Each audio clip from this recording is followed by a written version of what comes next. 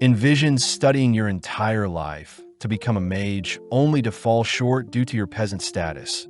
But having been slain and reincarnated, you're given the title of the seventh prince in a prestigious royal family. Now, with all the time and resources in the world, you can put your previous lives' knowledge to the test and let your imagination run wild in this new magical world. The series starts with our MC, kicked to the ground and mocked by noble mages, scoffing at our MC's commoner status. Giving our MC a chance.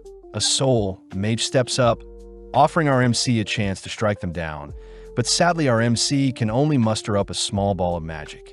Our MC recounts how magic is solely defined by which lineage one is born into, and no matter how hard someone works, they can never surpass those born into the correct family. The mage begins casting a spell of their own, instantly incinerating our MC. But our MC can't help but feel joy finally getting to experience what top-tier magic feels like. As a final wish, our MC wishes to be given more time to learn magic. But as his body finally disperses, our MC wakes up in front of several maids, all adoring him. Quickly preparing a spell to defend himself, our MC blasts a massive hole in the castle he's in, all whilst the townsfolk celebrate the birth of the seventh prince of the Saloon Kingdom. Hence our MC's new name is Lloyd. Several years later, the maids of the castle look everywhere for Lloyd, but Lloyd is clearly avoiding any attention, running into several guards only to ask them to keep his current location a secret.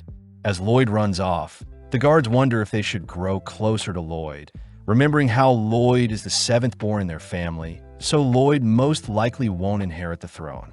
Apparently, shortly after Lloyd was born, he immediately began speaking, reading spell books, and even refusing breast milk, leading many to believe Lloyd was the reincarnation of William Bordeaux himself, the father of sorcery. Following Lloyd, he admits that he is unsure why he can remember his past life. But slipping past the maids, Lloyd makes it to the castle's library filled with hundreds of books. As Lloyd prepares to tuck into some books, Sylpha appears, heading outside only to begin training Lloyd with wooden swords. Taking a quick break, Lloyd wonders why he still needs to train his swordplay, but Sylpha states that it is proper etiquette for any noble to wield a sword, something Lloyd already knew having been with Sylpha for 3 years. Wanting to get the training over with, Lloyd and Sylpha take a stance, both dashing towards each other only to parry each other's slashes. Impressed that Lloyd has improved so much, Lloyd knows Sylpha is still holding back, barely able to keep up as Lloyd has been secretly casting a copy spell to mimic Sylpha's swordplay.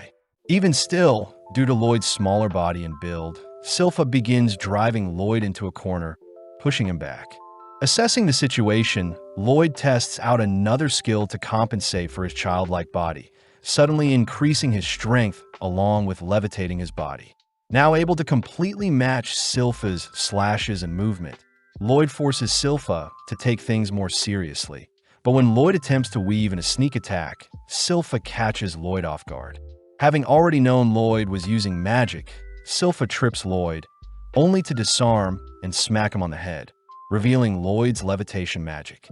On top of things, Sylpha points out that Lloyd's sword had been extended to give him better reach. But Sylpha can't help but be amazed that Lloyd was able to cast 2 spells at once, something court mages struggle to do. As Sylpha hugs Lloyd tight, Lloyd feels lucky that Sylpha didn't recognize his physical enhancement spell nor his copy spell, meaning Lloyd was actually casting 4 spells at once. That evening, Sylpha drags Lloyd with her to take a bath in the girls' bathing area, catching the attention of other maids as they tell Lloyd about a powerful demon sealed away in a book by the name of Grimoire, capable of wiping out their whole town.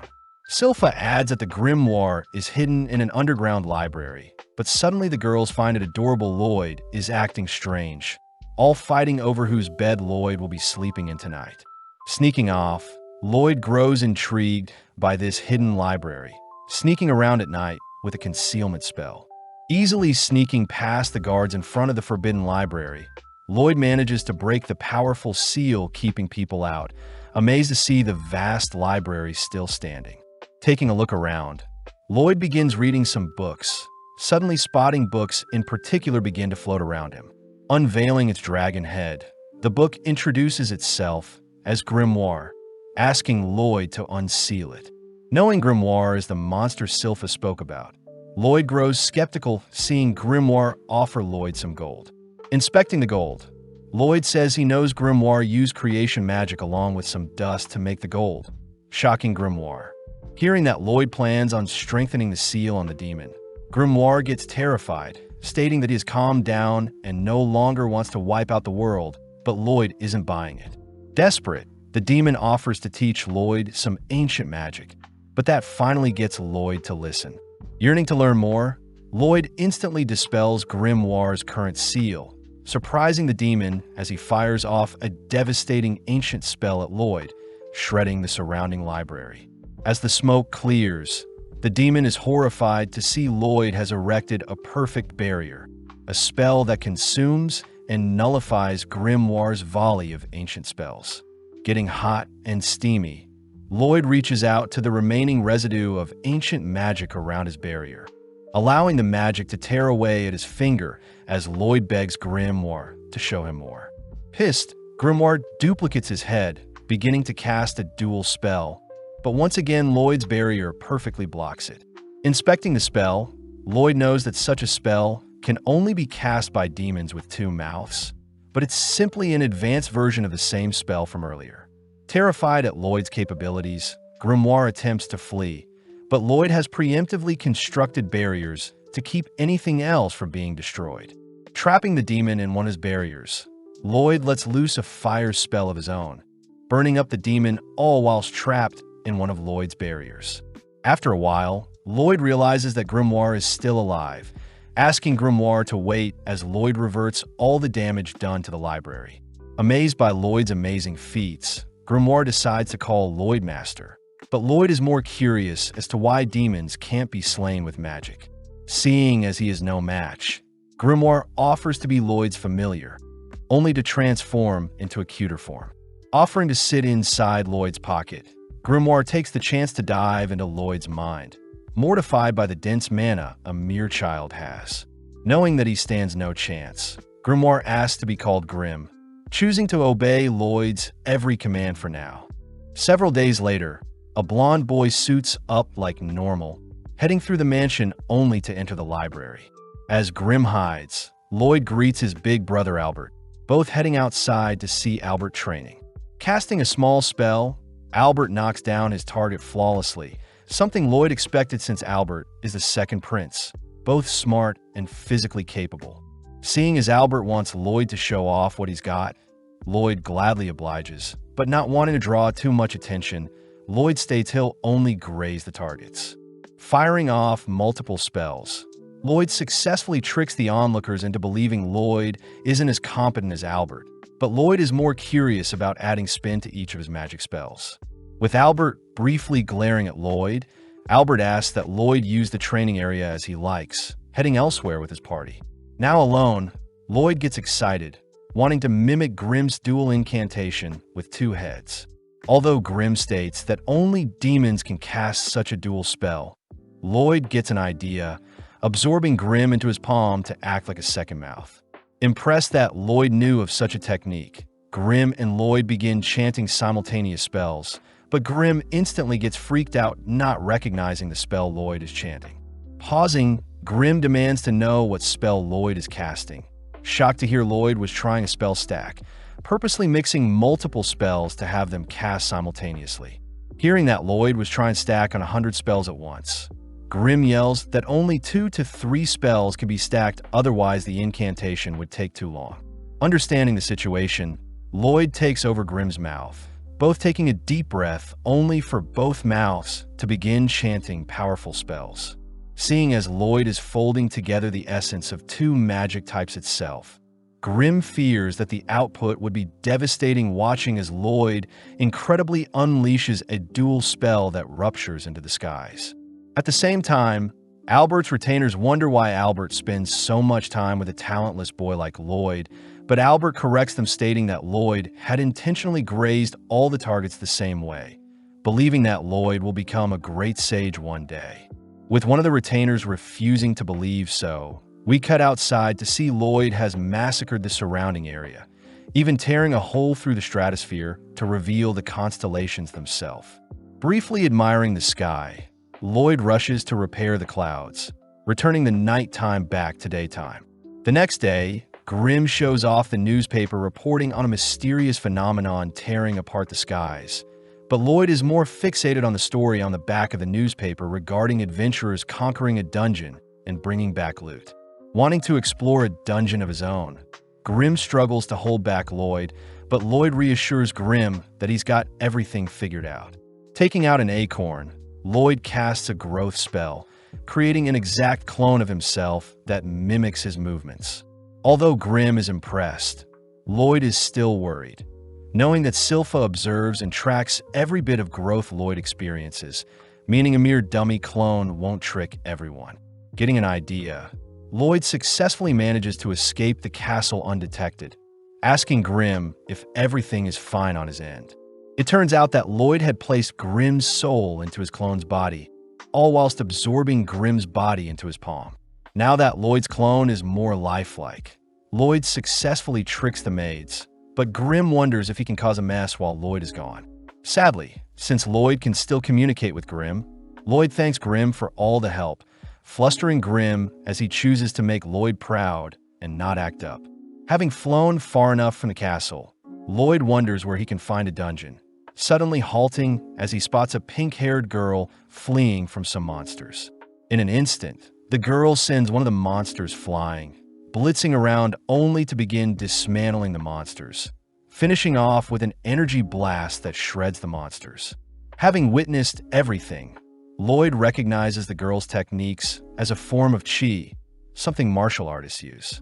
Having detected Lloyd, the girl calls Lloyd to show himself, but when Lloyd hesitates, the girl marks Lloyd as an enemy, rushing to his location. Not wanting to unveil his identity as the seventh prince, Lloyd manages to come up with a disguise, created using Lloyd's current looks and Albert's physical structure. Lloyd takes on the name of Robert, learning the girl's name is Tao, but Tao is revealed to have fallen for Lloyd's disguise. Having been locked away due to her training, Tao states that she'll make Robert her boyfriend no matter what, agreeing to accompany Lloyd into a nearby dungeon, since she is a B-ranked adventurer. Upon entering the dungeon, Tao begins carving through the monsters to impress Lloyd, but sadly Lloyd is more interested in the shiny ores nearby. Venturing deeper, the two strike up a conversation, learning that Tao had been traveling alone for a while. Whipping up a quick meal, Lloyd asks about Tao's chi techniques, surprising Tao since chi is very similar to mana, as chi circulates based on breathing techniques.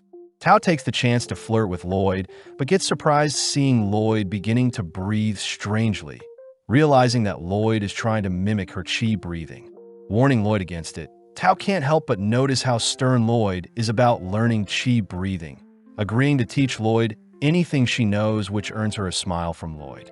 At the same time, Grimm can't help but giggle at how vast Lloyd's obsession with magic is, suddenly realizing that Silpha has appeared. Back in the dungeon, Tao shows off a chi blast, easily destroying the boss of the dungeon only to point Lloyd to the final treasure chest. Lloyd grows curious as to the overall build of the treasure chest itself, something Tao finds adorable. But on top of things, Tao notices Lloyd's breathing has grown stable, celebrating as Tao has finally found a perfect match that her family has to approve of. Finally opening up the chest, a mysterious blade appears, cutting down on Tao, but Lloyd manages to read the attack, pulling Tao aside. As a pool of darkness spreads from the chest, a lich appears, exciting Lloyd as a more worthy dungeon boss has arrived. Exuding a cold aura, Tao begins to panic, asking Lloyd to leave the dungeon first. But when Lloyd refuses, Tao has no choice but to forcibly push Lloyd out of the dungeon.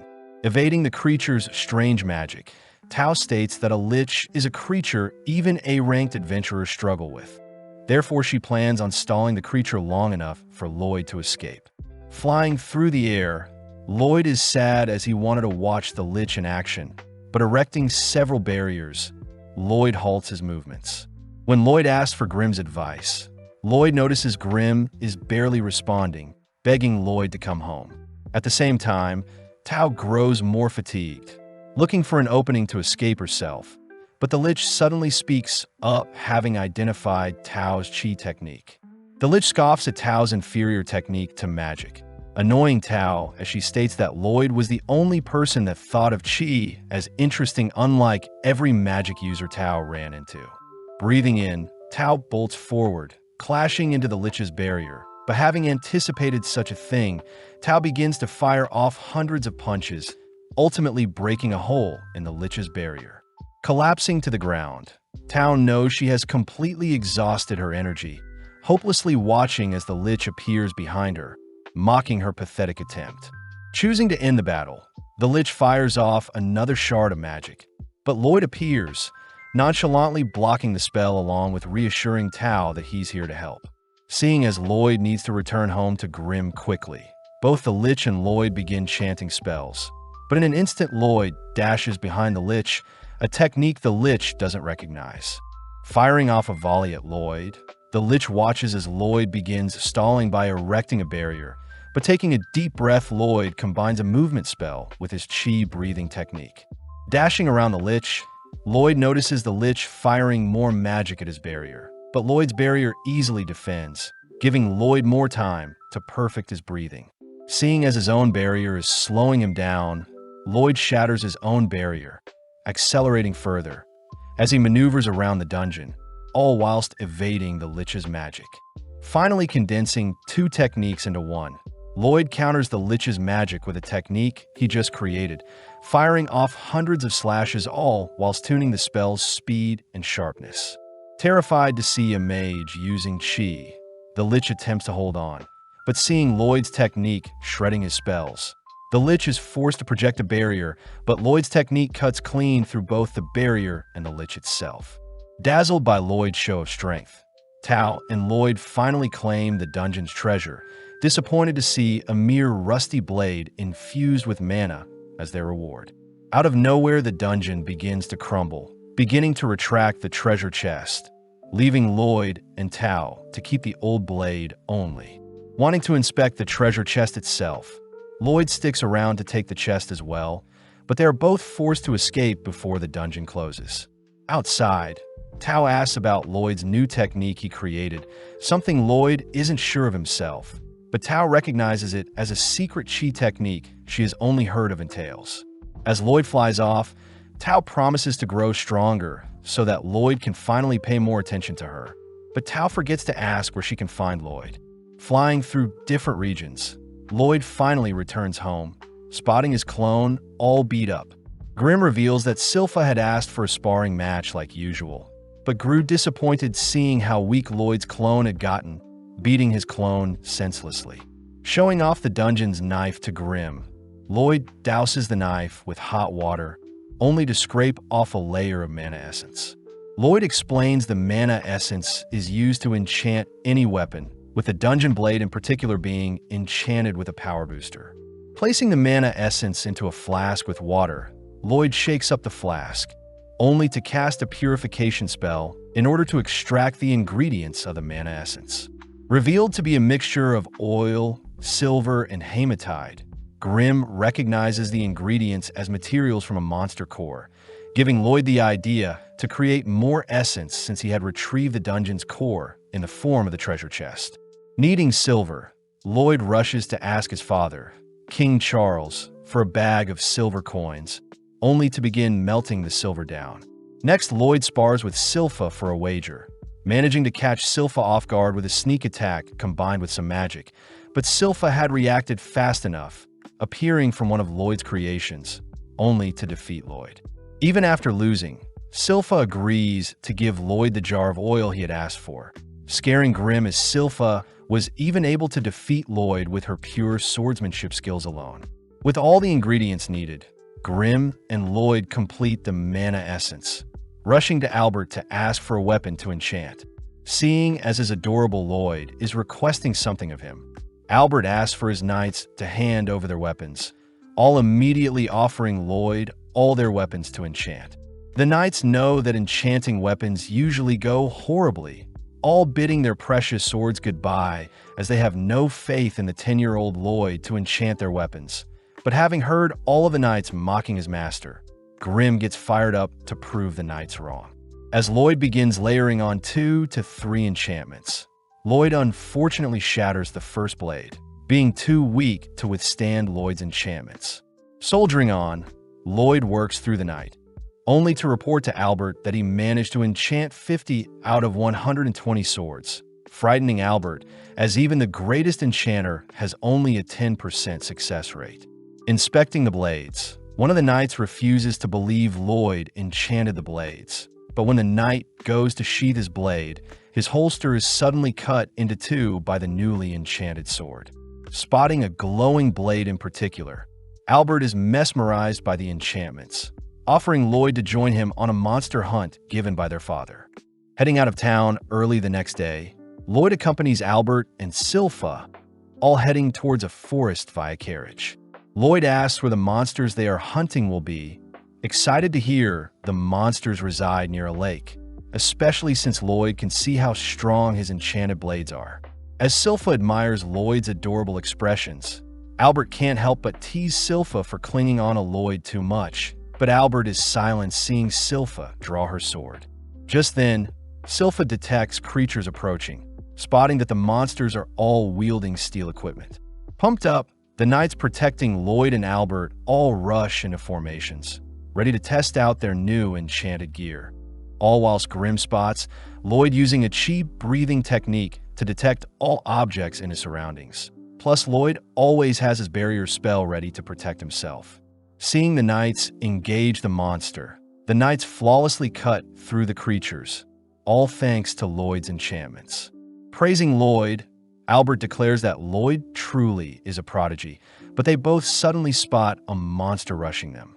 Before the two can react, Tao appears, dispatching the creature. Having sensed a cute guy nearby, Tao had rushed over, crouching beside Lloyd only to realize Lloyd is using a chi breathing technique. Plus, Lloyd looks very similar to Robert.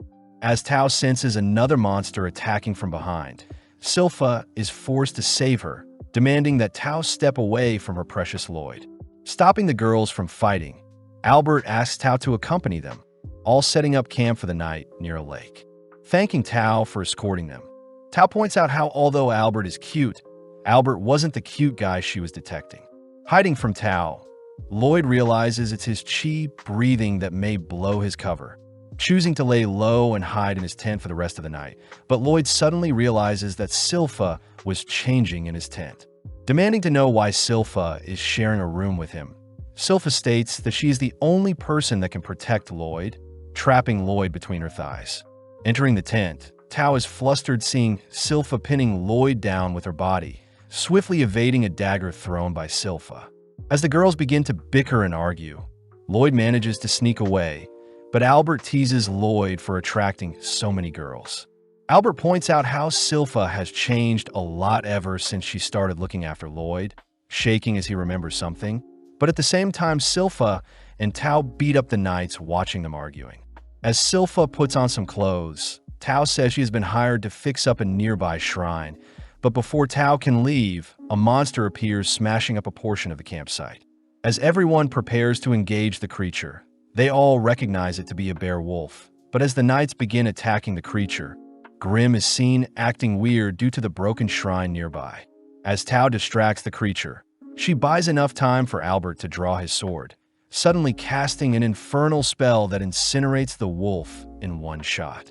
Surprising everyone, they all thank Lloyd for Albert's newly enchanted sword, but Grim finally remembers that the nearby shrine used to seal a powerful demon. As the smoke clears from Albert's explosion, the corpse of the wolf, along with various other monsters, suddenly appear, giving rise to Demon Pazuzu, who had been hiding in the wolf's mouth. Pissed that people are slaying its servants, Pazuzu has its monsters attack, but Albert soon realizes the monsters have insane regeneration. Lloyd asks if Grim and Pazuzu are friends, but Grim says they aren't, uttering that Pazuzu is puppeteering the monsters with its dense mana along with regenerating their wounds. Intrigued, Lloyd asks Grim to teach him the same mana transmutation technique as Pazuzu, but at the same time Pazuzu begins insulting the humans for losing slowly at the hands of his beast army. When Pazuzu begins to insult Lloyd, Silpha suddenly snaps, asking Lloyd to remain hiding. With Silpha's terrifying aura erupting, Silpha is offered a role to join Pazuzu's servants. But Silpha scoffs at the idea of serving a disgusting creature, declaring she'll slay Pazuzu. Giddy, Pazuzu reminds Silpha that the monsters will continue to heal as long as he channels mana into them. Seeing Silpha shake, Pazuzu suspects that Silpha is able to sense its vast mana pool, but Silpha instead mocks Pazuzu's stinky breath. Annoyed, Pazuzu rushes Silpha with his wolf servant. But in an instant, Silpha severs the wolf's legs before it could do any harm. As Pazuzu begins to regenerate the wolf's legs, Albert and the others realize the monsters have stopped moving entirely, reasoning that Pazuzu can't control the creatures whilst it's prioritizing healing itself. Off to the side, Grim points out that transmuting mana is quite difficult since the mana needs to be correctly tuned to fit the intended target. Surprisingly, Lloyd manages to transmute a flower with his mana, even matching the color and scent of the flower. Out of nowhere, Silpha slams Pazuzu and his servant to the ground, picking up one of Lloyd's enchanted swords, admiring how finely enchanted the blade is, only to prepare to finish off the demon. Pazuzu is weirded out by how Silpha is acting, beginning to encircle Silpha, all whilst choosing to insult Lloyd in order to get Silpha to drop her guard. Seeing an opening, Pazuzu manages to clamp on his Silpha with his wolf servant. But Silpha has used the opportunity to get close to the demon, revealing her dual sword techniques that shreds the bear wolf along with Pazuzu's body from the inside. Continuing to hack away at the demon, Silpha begins ramping up her speed to ensure Pazuzu is defeated. But Lloyd takes the chance to memorize Silpha's body shape with his new transmutation skill, all whilst Silpha coldly marches towards the demon, preparing to take its life. Glaring at the demon on its knees, Silpha watches as Albert and the others take down the remaining beasts, all staying vigilant until Silpha slays Pazuzu. Out of nowhere, a potent smog fills the air, bringing all the humans to their knees as Pazuzu seems to have evolved.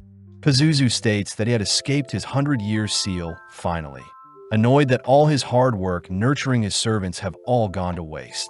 With a single slap, Pazuzu knocks Silpha back, all whilst Albert helplessly watches. As Silpha struggles to breathe, Pazuzu flies in for the final blow, but Tao intercepts the attack, revealed to be unaffected by the smog. Seeing Silpha finally collapsing due to Pazuzu's smog, Tao stays alert, barely able to detect Pazuzu appear behind her.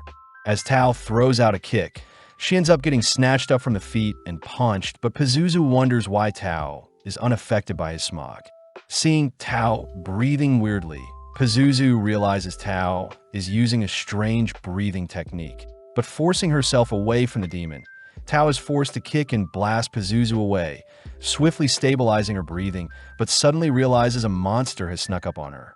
Barely able to stop the jaws of one of the beasts from clamping down, Tao watches as Pazuzu rises back up, emitting its smog as it demands Tao serve it. Seeing her life flash before her eyes, Tao manages to survive Pazuzu's aura, declaring that her savior will arrive soon. Having heard enough, Pazuzu's servant bites down on Tao, prompting Pazuzu to head over to retrieve Silpha's unconscious body. Declaring that he'll make Silpha his slave, Pazuzu reveals that he had slayed his servant's parents, only to have the monsters believe Pazuzu was their original parents, something Lloyd states is terrible. Realizing that Lloyd is unaffected, Pazuzu demands to know who Lloyd is, spotting Grim, a fellow demon who is serving a mere child. Before Grim can warn Pazuzu of Lloyd's abilities, Pazuzu sends his servants to attack Lloyd, but seeing as this is the perfect chance, Lloyd begins transmuting his mana. Creating the picture of a field of flowers, Lloyd manages to calm the beasts, briefly cuddling with them only to retrieve the unconscious Tao, covering her up with his jacket. Impressed to see Lloyd as a competent mage, Pazuzu tries to order his servants around, but the beasts instead turn their fangs onto Pazuzu, tearing away at the demon that killed their parents.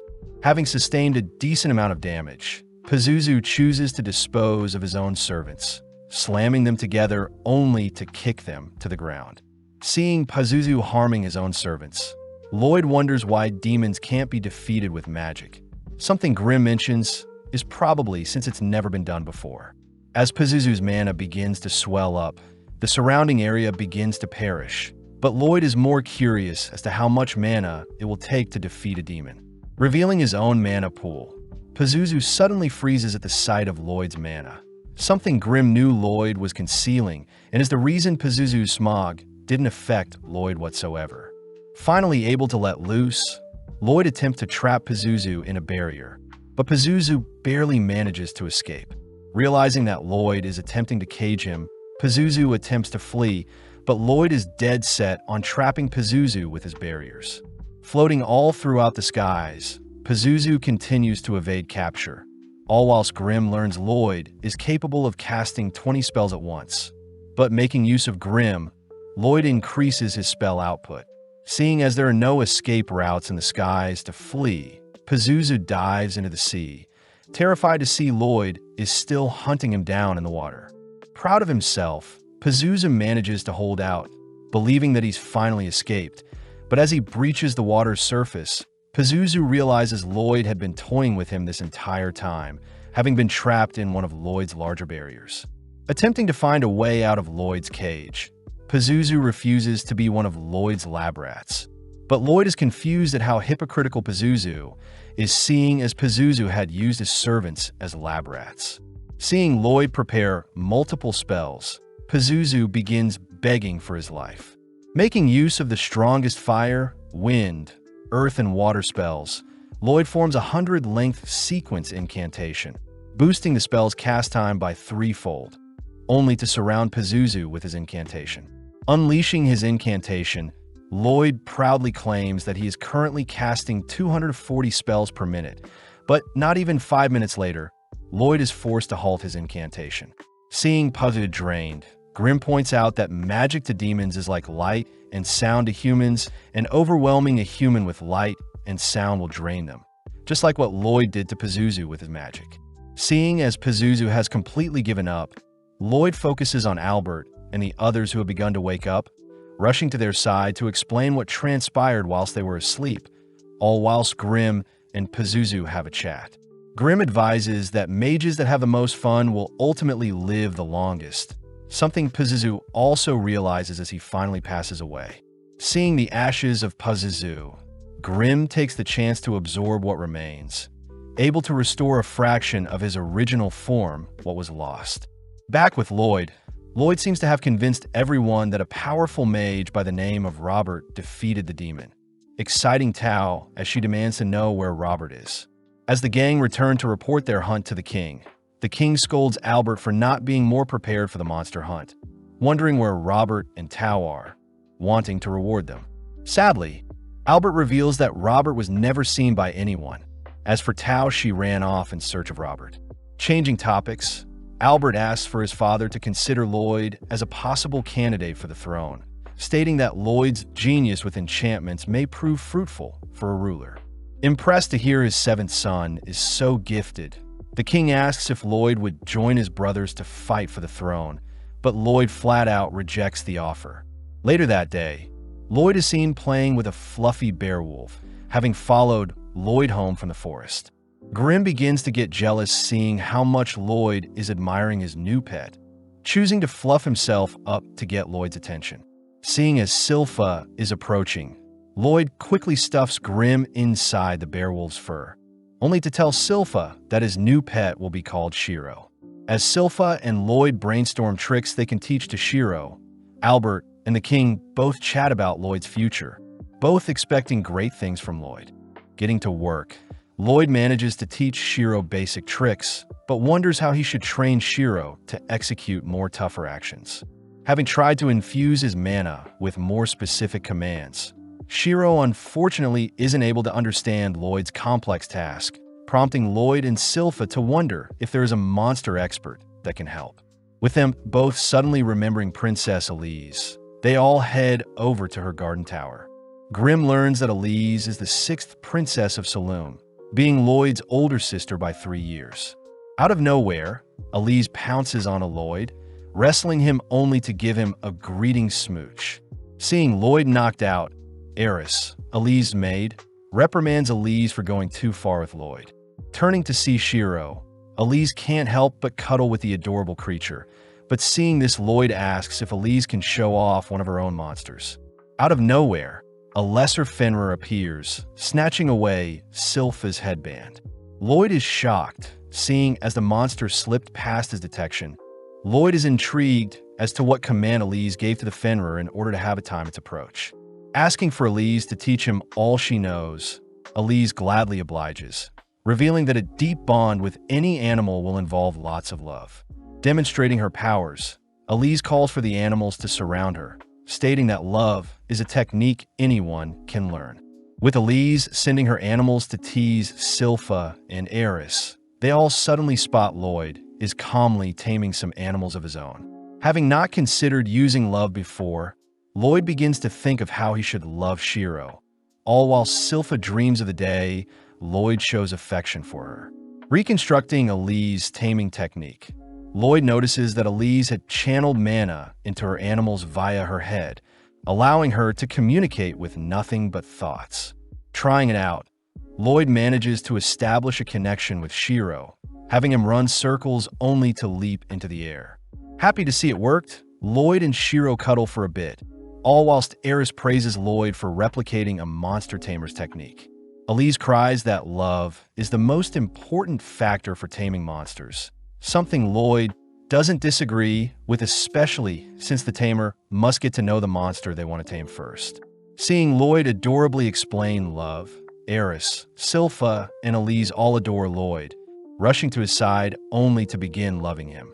As Lloyd begins heading back, Sylpha says they'll be sparring again today, but out of nowhere Albert appears, asking to borrow Lloyd for a bit. Albert calls for Lloyd's older brother Dien, the fourth prince, to show himself. Heading to a small smeltery, Dien demands to see Lloyd enchant a blade for himself. But Albert defuses the situation by revealing that Dien always wanted to be a blacksmith, even traveling to the nation of Bartram to learn smithing when he was 10. Sitting down, Dien watches as Lloyd begins enchanting a sword, refusing to believe Lloyd has learnt so much at such a young age.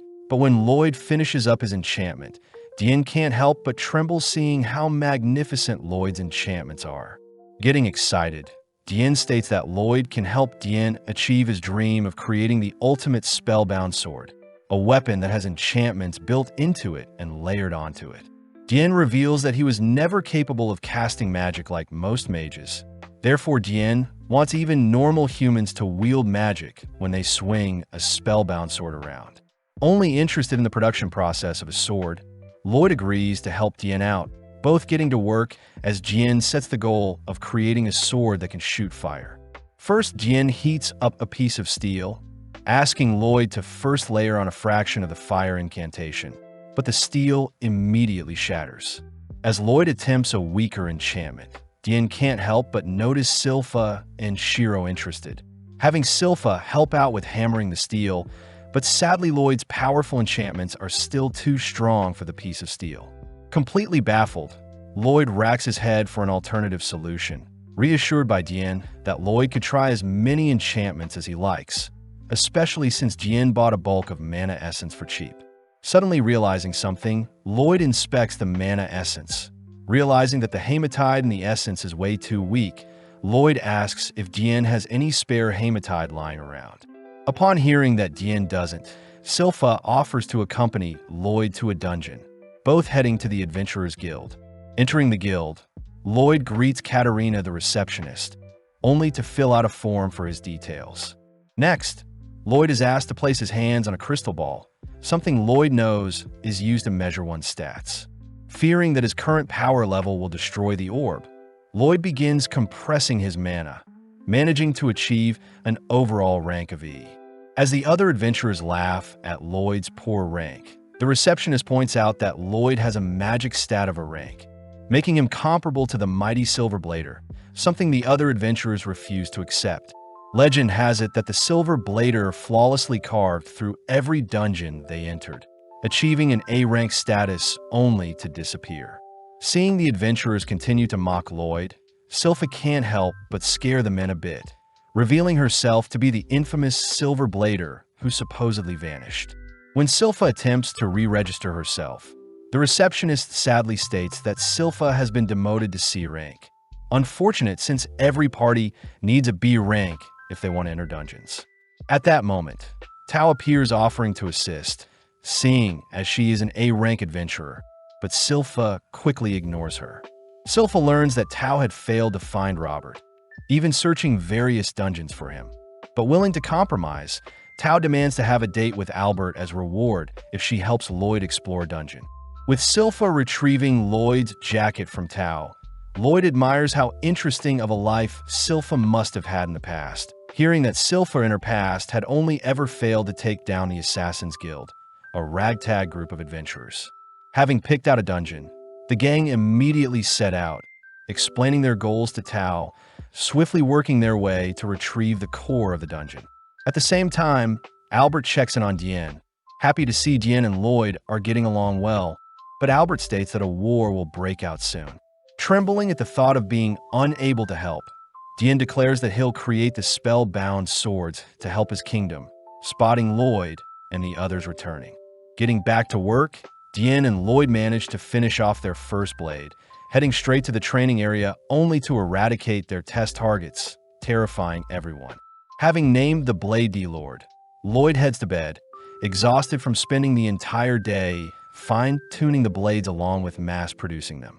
Rewarding Shiro with some belly rubs, Lloyd notes how Albert seemed awfully stiff throughout the day, but suddenly Lloyd detects a strange presence in their garden.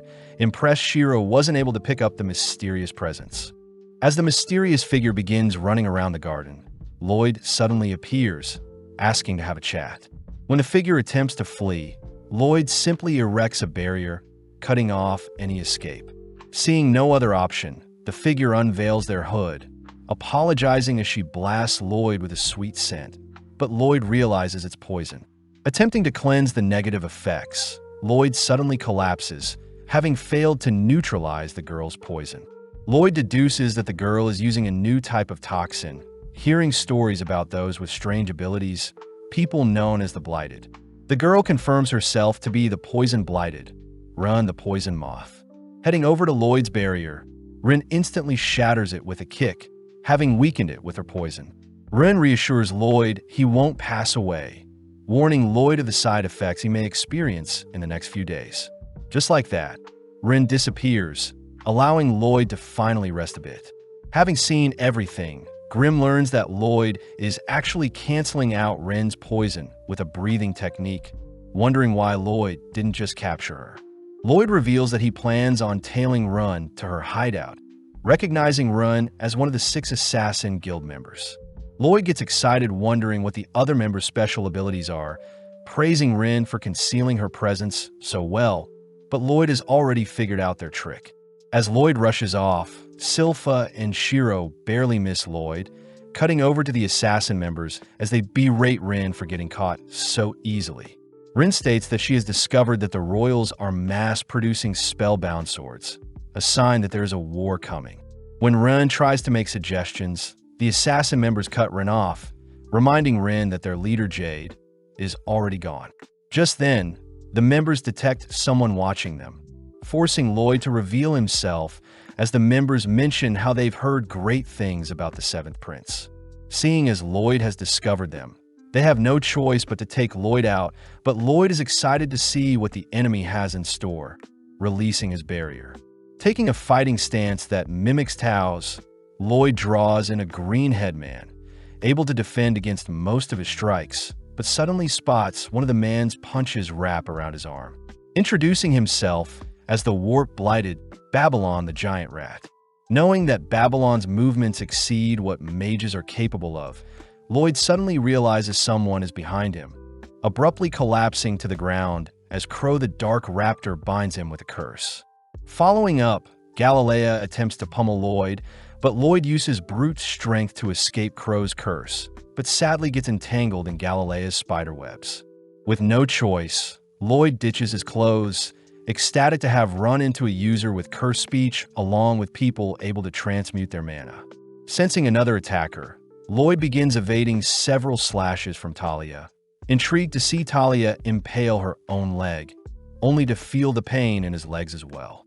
Introducing herself as the pain blighted, Talia gets weirded out seeing how happy Lloyd is, watching as Lloyd analyzes and reverses Talia's wound both on Talia and himself. Intrigued to see how Talia's reflection magic works, Lloyd traces Silpha's battle style, terrifying the assassin members as they reveal past trauma facing the Silverblader. With Lloyd's aura erupting, the assassin members all scramble from their positions, but Babylon is Lloyd's first target. As Lloyd catches up to Babylon, Lloyd slams him into the ground, impressed to see Babylon relax his body so as to not sustain too much damage. Appearing around Lloyd, Galilea, and Crow pinch him, but Lloyd predicts Crow's cursed speech attack, slipping out of the pinch and allowing the curse to blast Galilea into Talia instead. Before Crow can chant another curse, Lloyd appears behind him, dicing up and slamming Crow into the ground, perfectly mimicking Silpha's techniques. Off to the side, Galilea struggles to separate himself from Talia, but since his webs have bound them together, Talia's clothes are accidentally pulled apart. Seeing an opening, Lloyd rushes to attack Talia, warned by Talia that the damage will be reflected on Lloyd himself, but Lloyd could care less. Talia is slammed into a wall, making Lloyd euphoric, finally experiencing pain for the first time in a while. Seeing as Galilea has managed to sneak up behind Lloyd, Lloyd employs Tao's martial arts, blasting Galilea into a nearby wall as well, terrifying Rin. Before Lloyd can engage onto Run, Galilea asks for Lloyd to leave Rin alone, revealing that Run is unable to control her toxins. Lloyd suddenly realizes that all the assassin members aren't really good at controlling their powers, watching as Galilea rushes him. But Lloyd suddenly hits Galilea with a special attack. Pissed, Rin throws a kick whilst releasing her toxins, but Lloyd simply blocks it with his barrier, asking Run to calm down. Right on cue, Galilea utters that he is fine. Lloyd states he has engraved Galilea's curse directly into their body, giving him more control of their curses, bringing Galilea into tears. Applying the same trick onto the others, the members begin to celebrate, finally able to toggle their powers on and off. Off to the side, Rin is seen holding back her tears, finally able to wear whatever she likes without accidentally releasing her poison. Seeing the others taking care of Lloyd, Rin reminds everyone that Lloyd and his family are producing weapons to spark a war, but Grimm brushes them off as mere rumors. Before Grimm and Rin can bicker some more, the others mention how they should at least tell Lloyd about their past, revealing that they have a leader by the name of Jade, known as the Phantom Blighted and has the ability to teleport. Flashing back, one day Jade had reappeared out of nowhere, having been teleported to Egypt but had finally made it back to their hideout. Jade shows off their new guild emblem, stating that their Assassin's Guild will take the jobs normal adventurers wouldn't, and upon completion, they'll leave behind their emblem to prove to the world they can operate in society as well. Before Jade can add anymore, he is teleported away, but around the same time the Assassin's Guild found out that the Warlord of Lordist was preparing for a war. Out of nowhere, a mysterious envelope appears, but before the contents is revealed, we cut to several moments later where Silpha and Shiro have busted into the Assassin Guild's hideout. Seeing as Lloyd has left behind a letter, Silpha reports her findings to Albert, who holds back his anger, fearing that the Assassin's Guild has kidnapped Lloyd and brought Lloyd to Lordist. Worst of all, Silpha shows off the sticky clothes Lloyd had left behind, horrifying everyone as Albert and Silpha both declare they'll wage war if it means Lloyd will return safe. Cutting back to when the envelope appeared, Galilea reads that Jade had officially overthrown the rulers of Lordist, making the assassin members celebrate. But inspecting the letter himself, Lloyd can't help but smirk. Immediately heading out, Lloyd sends everyone flying with him towards Jade's location. But we learn that Galilea and Run had asked if Lloyd could help Jade fix his teleportation curse as well. But Lloyd points out that Jade no longer needs his help, since the letter seems to have been perfectly teleported to their location. Lloyd knows that teleportation magic itself is very rare, especially being able to control it, making the members wonder if Jade was lying about his curse this whole time. Regardless, Rin says she still wants to reunite with Jade, exciting Lloyd as he says he'll accompany them. Seeing as Rin is starting to doubt Jade, Lloyd cheers Rin up, making Rin's heart flutter a bit. Having been flying for only 10 minutes, Lloyd is forced to stop, realizing that everyone is dizzy, but seeing as they need food, Rin runs off into the woods to catch some food. Babylon reveals that Rin grew up in the forest, wanting to show off her skills to Lloyd, but Rin is revealed to have a tragic past, having accidentally slayed her own parents with her poison. It was then when Jade took her in and introduced her to everyone, all agreeing to help raise Rin as one of their own. As the gang spend time designing clothes to neutralize Rin's poison, Rin couldn't help but break down, finally finding a family she can rely on, and even considering Jade as her big brother. Hearing such a wholesome story, Lloyd says he really wants to meet Jade, surprising Grim. Right on cue, Rin returns, whipping up a dense stew, terrifying everyone as they wonder if a prince like Lloyd should be fed such a food item. Surprisingly, Grim and Lloyd devour the stew, prompting everyone to join in, enjoying the meal like a family. Flashing back, there was a day when Jade had announced their guild members were all getting bounties, exciting everyone as they're finally being recognized as actual people. Seeing everyone celebrating, Jade reveals that he is actually the third prince to the Lordist family, adding that his family are diabolical people who all fiend for war. Jade mentions how he had planned to use the Assassin's Guild as a tool to stop his family from inciting war, but seeing as his members are all calm, Jade wonders why they're not angry at him.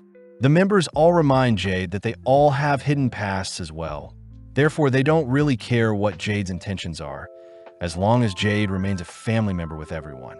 Impressed to hear his guild members are willing to commit crimes for him, Jade states that he must claim the throne by himself, not wanting his assassin members to have to dirty their hands. Jade admits that he may never return, but he promises he'll one day claim the throne for himself and finally grant all outcasts a place to stay. Walking the final steps towards Jade's manor, the gang point out how adorable Lloyd is when he is asleep, all reasoning they should go on ahead and leave Lloyd behind, not wanting Lloyd to get caught up in their own personal drama with Jade. Hearing this, Grim offers to accompany them, knowing that Lloyd can easily fend for himself. Upon climbing the castle walls, the gang are surprised to see a party set up for them, just like what Jade had promised in the letter. Before the gang can head back and retrieve Lloyd, they're interrupted by an egg-shaped looking man, inviting them all into the courtyard where they're officially welcomed as the guest of honor. With everyone in disbelief, Rin hugs Grim tight, getting nervous to reunite with Jade. Finally, Jade appears nonchalantly, annoying everyone as they watch Jade switch clothing, relieved to see Jade is the same as usual. Pushed forward, Rin struggles to express all the emotions bottled in her head, but seeing as everything is fine, Grim begins flying back to Lloyd. Out of nowhere, the surrounding attendees transform, all whilst Jade orders everyone to bow down, terrifying the assassin members as they wonder how Jade has Crow's cursed speech, not to mention it's way more powerful. When Rin demands to know what is happening, Jade simply offers the assassin members to the other attendees, allowing the attendees to do what they please with the assassin members.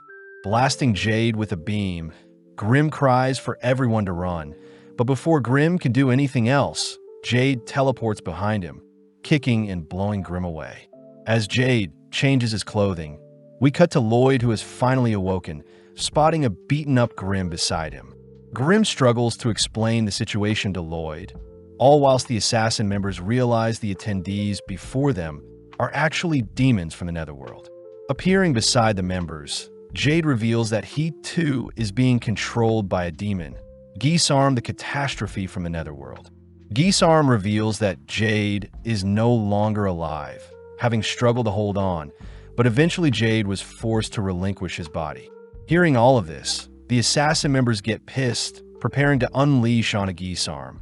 But Geesarm continues to reveal all the torture methods he performed on Jade in order to ensure Jade's mind would never recover. As the demons begin begging for a body of their own to inhabit, Gisarm warns his minions that Ren's body is quite poisonous, but Gisarm suddenly notices a strange marking on Ren's body. Unable to recognize the spell from Jade's memories alone, Gisarm uses his cursed speech, demanding Ren explain where she got the marking, but Ren bites her tongue to silence herself. With Gisarm cursing Ren to sell out the person that placed the spell on her, Ren fights for dear life, suddenly watching as Lloyd's barriers surround all the assassin members, only for an incineration ray to light up the surroundings. With the ray tearing a massive hole in the castle's courtyard, the assassin members look into the skies, only to spot Lloyd triumphantly appear to even out the playing field. Having scared the demons back into their bodies, Lloyd checks on the others, only to choose to heal Ren's tongue. Lloyd starts by ordering the assassin members to run, knowing that Gisarm is solely after their bodies. As the demons wonder if their master had been killed, Gisarm nonchalantly teleports behind them, ordering his minions to chase after the assassin members. But Lloyd simply blasts the demons to stall them. As two demons appear beside Lloyd, Lloyd continues to monitor Gisarm's every move, watching as Gisarm speaks a death curse that weaves through Lloyd's barrier. Seeing as it's best to dodge, Lloyd analyzes the curse, noting how the curse causes cardiac arrest and slays the target struck by the curse. Grimm advises Lloyd to flee, seeing as Gisarm's curse speech is a form of transmuted mana, a complete counter to Lloyd's mana barrier, as the mana barrier can only block spells created from mana. But seeing as transmuted mana is a different form, Lloyd's barrier won't be able to block Gisarm's attacks. Grimm also points out Gisarm's mana is quite vast, being a completely ascended being, explaining that demon servants are ranked 10th amongst demons. Demon Pazuzu was ranked 8th. Grimm himself is ranked 3rd, but Gisarm is a demon lord, placing himself above rank 1 and considered the pinnacle of all demon kind, being able to take on even 100 rank 1 demons alone. Seeing as Gisarm is the real deal, Grimm advises Lloyd to flee, but Lloyd chooses to introduce himself to Gisarm. Gisarm remembers Jade's memories had once mentioned Lloyd the 7th Prince, but regardless, they both prepare to enjoy the oncoming battle. Grimm continues to beg Lloyd to flee, stating that any mana attack will barely scratch a behemoth like Gisarm. But making the first move, Gisarm fires off a small projectile, instantly shattering 2 layers of Lloyd's barrier. Gisarm grows excited, choosing to fire off a volley of spears that chase Lloyd throughout the castle. As he racks his brain for a solution, Gisarm suddenly appears above him, kicking Lloyd towards his volley of spears, but barely thinking quick enough, Lloyd conjures a stone golem to tank the volley of spears. At the same time, the demons finally catch up to the assassin members, all watching as Babylon scales the castle walls to open the castle gates. Back with Lloyd, Gisarm praises Lloyd for surviving the first wave, beginning to make fun of how weak blighted humans are, to have been born with such immense power but to never know how to control them. Gisarm mentions how Jade's teleportation powers called to him, wondering why blighted humans struggle to live amongst humans when they can offer up their bodies to demons who can make full use of blighted cursed bodies. Seeing as Lloyd is speechless, Gisarm warns Lloyd to prepare himself, snapping his fingers, only to teleport a spear into Lloyd's body. Knowing that Lloyd won't be able to react, Gisarm continues to skewer Lloyd with his spears, all whilst Galilea webs the bridge they're on to stall the demons. Seeing as the demons are still pursuing them, Crow curses them to fall, allowing Babylon to finally open the castle gate. But seeing as the demons have broken free from the webbing and curse, Talia steps up. Placing the demons in her sight, Talia slashes her own leg, ordering the others to leave without her. Seeing the demons regenerating, Talia simply continues to hack away at her own body, stalling the demons for the others to flee, but unable to leave his family behind.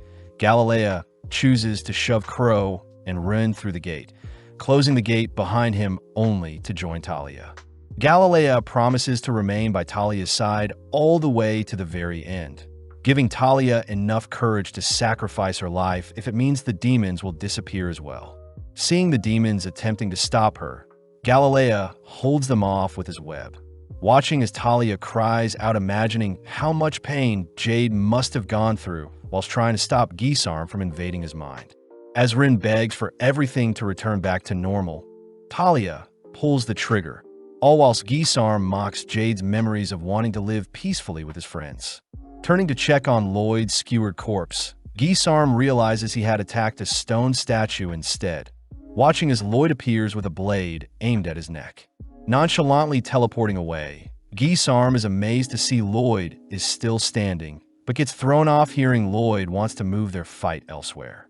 Right on cue, a swarm of fire arrows lay waste to the demons, rescuing Talia and Galilea. As the castle gate is shredded, Albert and the others triumphantly appear, declaring that they'll save Lloyd no matter what. Flashing back, we see Silpha training with her sword, easily carving through training dolls. Unfortunately, the blades Silpha wields bends before she can unleash her full strength, curious as to whether a demon may be able to draw out her full strength. Seeing Albert and the gang have arrived, Ren and the others grow excited, but suddenly Silpha and Albert turn their attention to the assassin members. Demanding to know where Lloyd is, Silpha states she'll decapitate an assassin member for every minute they keep silent, prompting Ren to reveal that Lloyd is fighting someone in the castle. Before Ren can explain who, Babylon reminds Ren that Lloyd wants to keep his powers a secret from his family. So Ren corrects herself, uttering that Lloyd is simply fighting with a very weak person in the castle. Seeing as it's an obvious lie, Silpha prepares to decapitate Ren, but Albert wonders if they should start with an adult first. Seeing as no one believes them, Ren cries that Lloyd is fighting to avenge Jade, one of their family members, but right then a demon rushes Ren. Luckily, Elise and her Fenrir gobbles up the demon, confirming that Ren is indeed telling the truth. Satisfied for now, Albert orders Silpha to go on ahead and support Lloyd, but Ren chooses to cling onto Silpha, refusing to allow Lloyd's true powers to be exposed. Out of nowhere, a volley of spears destroy the bridge the gang are standing on, forcing the demons to swim to land, but the gang realize the demons are trying to trap them from behind. As Albert and the gang rush through the gates, we see Lloyd and Gisarm making some small talk, only for Gisarm to continue pursuing Lloyd with his spears, all whilst Grim wonders why Lloyd is holding a sword. Seeing as Albert and the others are occupying the demons, Lloyd chooses to focus his full attention on Gisarm, all whilst Albert wonders how he can slay these demons. Since the demons are recovering all damage from the spellbound swords, Albert decides he'll have Silpha and Liru the Fenrir deal with them. But at the same time, Silpha tries to order Shiro to jump across the destroyed bridge in order to reach Lloyd. At first, Shiro is hesitant, but seeing as his master is in trouble, Shiro jumps as far as he can, ultimately falling into the water below. Before Silpha can give it a go, the egg-shaped man appears, slashing at Silpha, but Silpha easily defends with her dual blades. The demon is impressed at Silpha's sword play, choosing to reveal itself as a rank 8 demon, a master of the demon blade form. Back with Albert, he continues to barrage the demons with their fire swords, suddenly realizing a demon has snuck up behind him. Luckily, Babylon appears, instantly dislocating the demon's head, only to introduce himself to Albert. Albert wonders how Babylon can slay the demons so easily, but Babylon reveals that Albert resembles Jade, adding that the demons have robbed the humans of their bodies, meaning the best thing they can do is put their bodies to rest. Respecting Babylon's words, Albert finally unsheathes his magic sword, sympathizing to those who had their bodies stolen, only to release a destructive fire spell that covers the demons in flames. At the same time, Silpha and the egg-shaped demon equally match each other's moves, both unleashing devastating moves that cancel each other out, all whilst the assassin members watch in awe. With both swordsmen taking a break, they both seem to be wounded, but the egg-shaped demon simply regenerates any wounds. Having seen Silpha's sword play, the demon declares he'll take Silpha's body, switching his stance, only to appear before Silpha.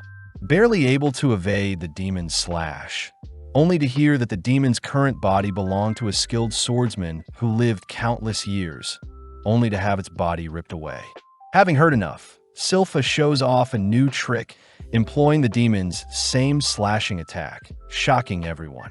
Silpha begins mocking the demon for not being able to copy moves like herself, calling for Shiro only to retrieve a blade Lloyd had gifted to her. Cutting back to when Silpha was training, Lloyd had surprised Silpha with a sword, mentioning how the blade is designed to withstand all of Silpha's might. Lloyd states that since demons still rely on a body to exist, a sword that slays the demon's body will still kill the demon. But in some cases, when a demon's regenerative powers is too strong, the demon must be killed with a single powerful strike. Surprised, Silpha wonders why Lloyd is giving her this sword. But Lloyd mentions how Silpha always holds back when she fights, knowing that Silpha's current swords can't withstand her full force. Embracing Lloyd, Silpha declares the sword's name to be Demon Bane, but the egg-shaped demon can't help but mock the sword's pathetic name. The demon reveals that they had planned from the very start to lure Jade along with the assassin members into giving up their bodies, pissing the assassin members off. Having heard enough, Silpha takes a battle stance, forcing the demon to match her energy, but as they both rush each other, in an instant Silpha minces up the demon, ending the duel in a split second. Flashing back, we see Gisarm speaking to Jade before he had passed, wondering why Jade was smiling as he alludes to a person Gisarm should look out for, even during his last breaths. Weirded out, Gisarm had tried scanning Jade's memories, but failed to retrieve all of them, having been locked out by Jade, but nonetheless Gisarm declares he'll first start a war. Back in the present, Silpha heads over to the body of the egg-shaped man, praying for him to rest in peace, but Silpha also watches the assassin members break down crying. Just then, a massive smoke screen appears, cutting to Lloyd, who wonders if it was the right move. Apparently, whilst Lloyd was evading Gisarm's spears, he was attempting to find a solution to deal with the spears, seeing as they move with random patterns and can easily pierce 2 layers of Lloyd's barriers. Next, Lloyd needs to account for Gisarm's cursed speech, noting how the spears can carry the curse with them. And finally, Lloyd needs to be careful of the Shadow Wolf spell, knowing that if he stays still for more than 2 seconds, Gisarm will simply teleport spears to his location and skewer him. Seeing as Gisarm intends on tiring Lloyd out, Lloyd chooses to cast a spell of his own, conjuring an Inferno Golem that attacks Gisarm, but Gisarm simply teleports to evade. With the Golem steaming up the surrounding area, Lloyd deploys his chi detection technique. Annoyed, he has to continue to monitor Gisarm's location. Reminded by Grimm that he needs to keep moving, Lloyd suddenly realizes something, wondering why he wasn't skewered just now.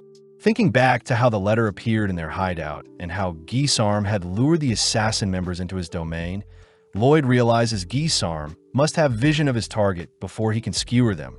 Therefore, Lloyd brainstorms how he can reach Gisarm with his blade.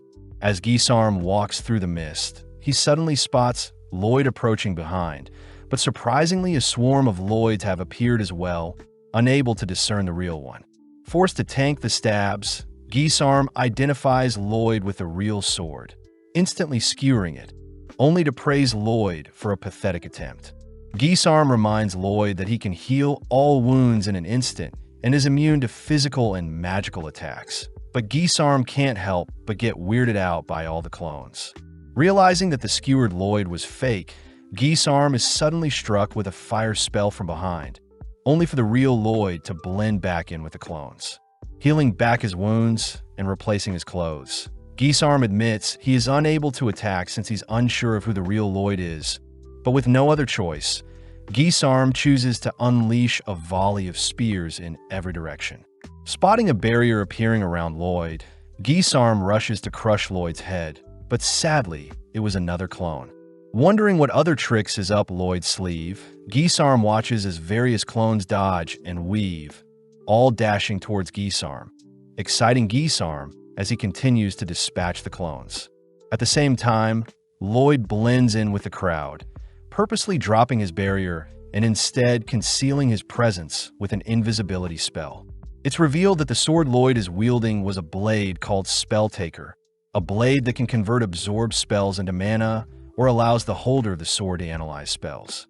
Barely creeping past Gisarm, Lloyd manages to slash and analyze Jade's teleportation magic, suddenly falling into the mind that once belonged to Jade, only to realize what Jade had been hiding from Gisarm all along. Dismantling his own clones, Lloyd reveals himself, surprising Gisarm as he eggs Lloyd on.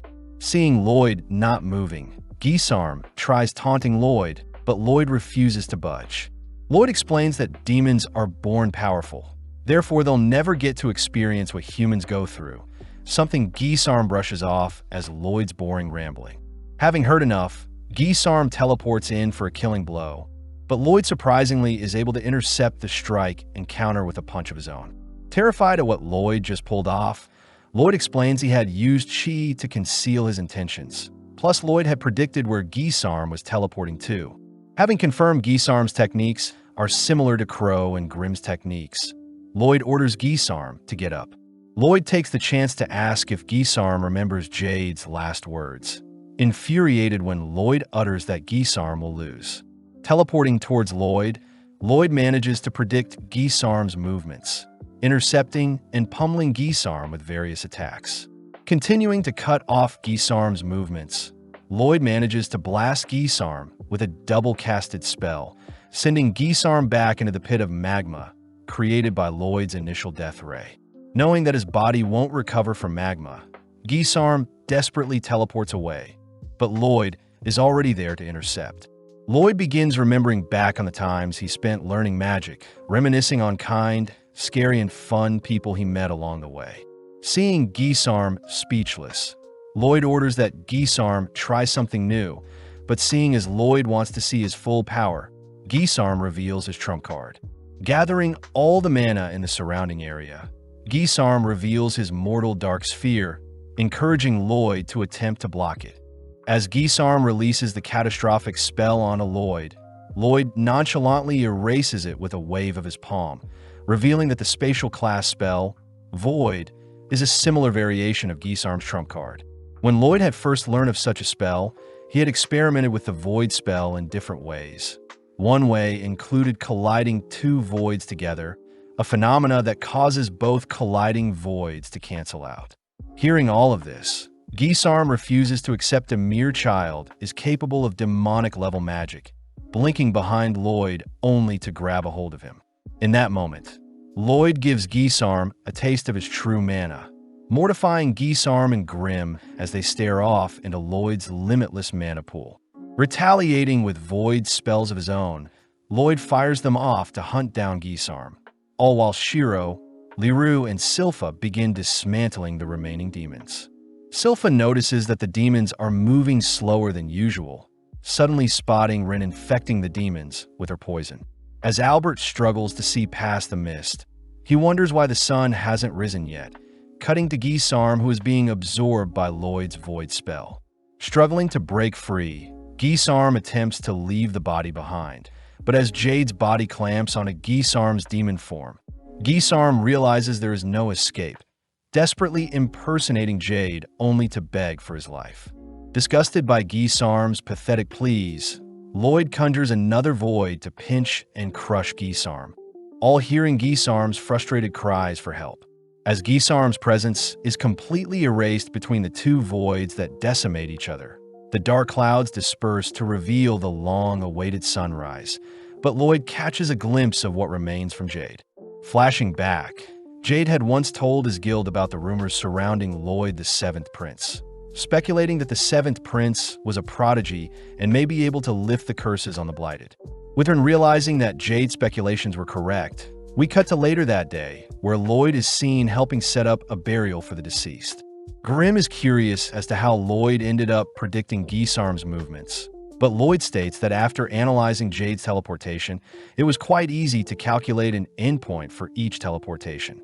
Grimm is amazed Lloyd won the battle so easily, but Lloyd reveals that Gisarm wasn't to be toyed with, as it was ultimately Jade who had deciphered the teleportation spell before he passed, explaining why Jade had warned Gisarm along with the reason why he was smiling before he had passed.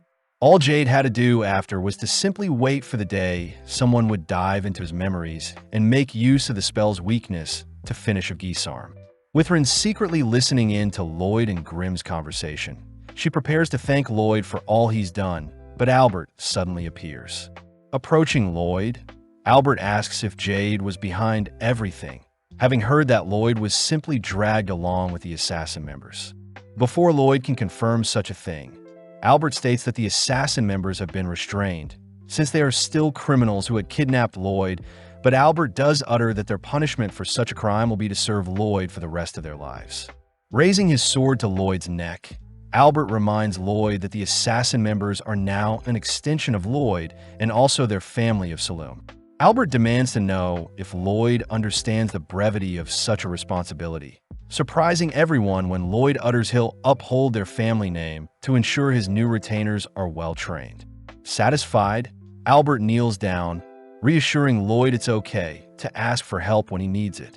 Seeing as everything is settled, Albert takes the chance to give Lloyd a big hug, all whilst Tao arrives, having heard that Lloyd was in trouble. Realizing that she was too late, Tao begins to leave, all whilst Albert chases after her to thank her for fighting off Pazu. With the assassin members being set free, everyone sits down for a tea party.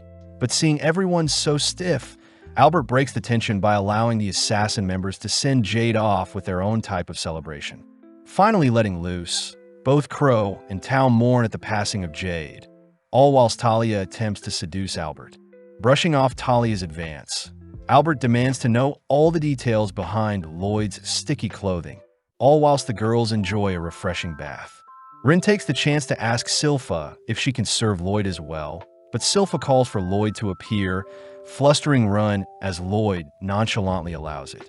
Hearing Rin continue to doubt herself, Lloyd advises that Rin change her attitude first, reassuring Rin that she'll be accepted no matter who she was in the past, bringing Rin to tears. The season ends with Rin starting her first day as Lloyd's new maid, helping Silpha dress up Lloyd, only for Lloyd to report his adventures to the king, spending the remainder of his free time studying up on some more magic. Continuing from the previous season, we follow Rin entering Lloyd's room to tell him about breakfast. But as Rin greets Shiro and Grim, she is suddenly frightened hearing Lloyd's voice. Lloyd announces that he had perfected the mana block Rin used to conceal her presence, a feat that makes Rin speechless, but she suddenly apologizes, seeing as she was too casual with Lloyd. Lloyd says it's been a couple of days since Rin has been a maid, hearing that she is still struggling with the basic manners and chores she must perform, but regardless, Rin promises to serve Lloyd well. Lloyd says Rin can speak to him casually when they're alone, but Silpha appears, declaring that Rin must not address Lloyd casually no matter what. Lloyd is happy to see Rin is fitting in quite well, but as we cut to later that day, we see that the Lordist Kingdom is undergoing repairs. Lloyd is seen testing out the spring web floors Galilea had installed, all still shocked that Galilea had been elected governor of Lordist Island. But Lloyd reveals he had personally recommended Galilea. Lloyd wants Galilea to make the island a safe haven for those that are blighted, something Galilea promises he'll do in order to carry on Jade's legacy. But the gang wonder if they could create a barrier to protect their island. Grim says they should use divine sorcery, horrifying the others as they realize Grim is a demon. But Grim continues by stating that divine sorcery is special magic given to wielders by God and primarily deals with evil beings. Crow and Talia are skeptical of God's existence, but Grim asks that Lloyd elevate his magic with divine sorcery. But Lloyd hints at some conflict he has with the church in the past. Regardless, Babylon and Rin accompany Lloyd to visit a church, but Lloyd asks why Rin is here, flustering Rin as she says Silpha couldn't make it, plus she just wants to spend time with Lloyd. Babylon says one must serve the church through good deeds before they can be blessed with divine sorcery. So as the gang head inside, Lloyd gleefully greets Father Herbal. Herbal is glad to see that a kid is interested in the church, but upon recognizing it to be Lloyd, Herbal reminds Lloyd that he terrorized them 2 years ago, demanding that Lloyd leave. Right on cue, Escher appears to defuse the situation, reminding Herbal that as holy figures they should forgive when possible, and with Lloyd showing off the adorable Shiro, Herbal agrees to accept Lloyd. With Herbal taking some time to adore Shiro's fluffy fur, he assigns Lloyd, Babylon, and Rin-appropriate attire along with a set of chores to start them off. Sadly, within a few minutes, we see Lloyd bored out of his mind, even accidentally breaking a shiny-looking vase only to mindlessly wander away. Escher cries that Lloyd needs to clean up after his mess, but seeing Lloyd apologetic, Escher says it isn't Lloyd's fault. Escher realizes the broken vase is one of Herbal's favorite antiques, wondering how she'll explain things to Herbal. But Lloyd finally feels bad, agreeing to help tidy up his mess. As Run and Babylon arrive, they ask what Lloyd was like in the past, making Escher reminisce as she says Lloyd only loves magic, suspecting Lloyd is here today to learn divine magic. Apparently 2 years ago, Lloyd would break things as well, having zoned out when doing mundane tasks, and Escher would never scold him seeing how adorable he was. Lloyd wanted Escher to punish him with some divine magic, but Escher says such magic isn't used for discipline, and when Escher asked Lloyd to sing together and annoyed Lloyd left the scene. Out of nowhere, a demonic-looking monster had attacked their church, something we now know was Lloyd's doing. But when some of the debris from the monster's rampage flew towards Lloyd, Escher had dived in front of Lloyd to protect him. Strangely, Escher was more worried about Lloyd's well-being, even after sustaining a decent amount of damage, something that made Lloyd regret his decision as he retracted the demon and confessed. Ren and Babylon are horrified at what Lloyd did in the past, but Escher says Lloyd isn't a demonic spawn, still remembering the time when Lloyd sang with everyone and entranced the other singers with his magnificent performance. Escher declares she'll have Lloyd join them for their recital today, uttering that Saria will be coming. But as we cut to Lloyd, we see him notice some men picking on a girl. The men demand the girl apologize for running into them, but Lloyd recognizes the girl to be Saria, his big sister. Saria is seen asking the men if they're good with playing instruments, immediately turned off when she hears the men don't have knowledge in such things, attempting to leave, but the men aren't finished with her. As the others join Lloyd, they hear that Saria is the 4th princess of the Solemn Kingdom and is a musical prodigy, having mastered all instruments. Sadly, she doesn't care for anything but music. As the townsfolk clear the scene, we see the men getting more aggressive with Saria, but out of nowhere Escher demands the men let Saria go.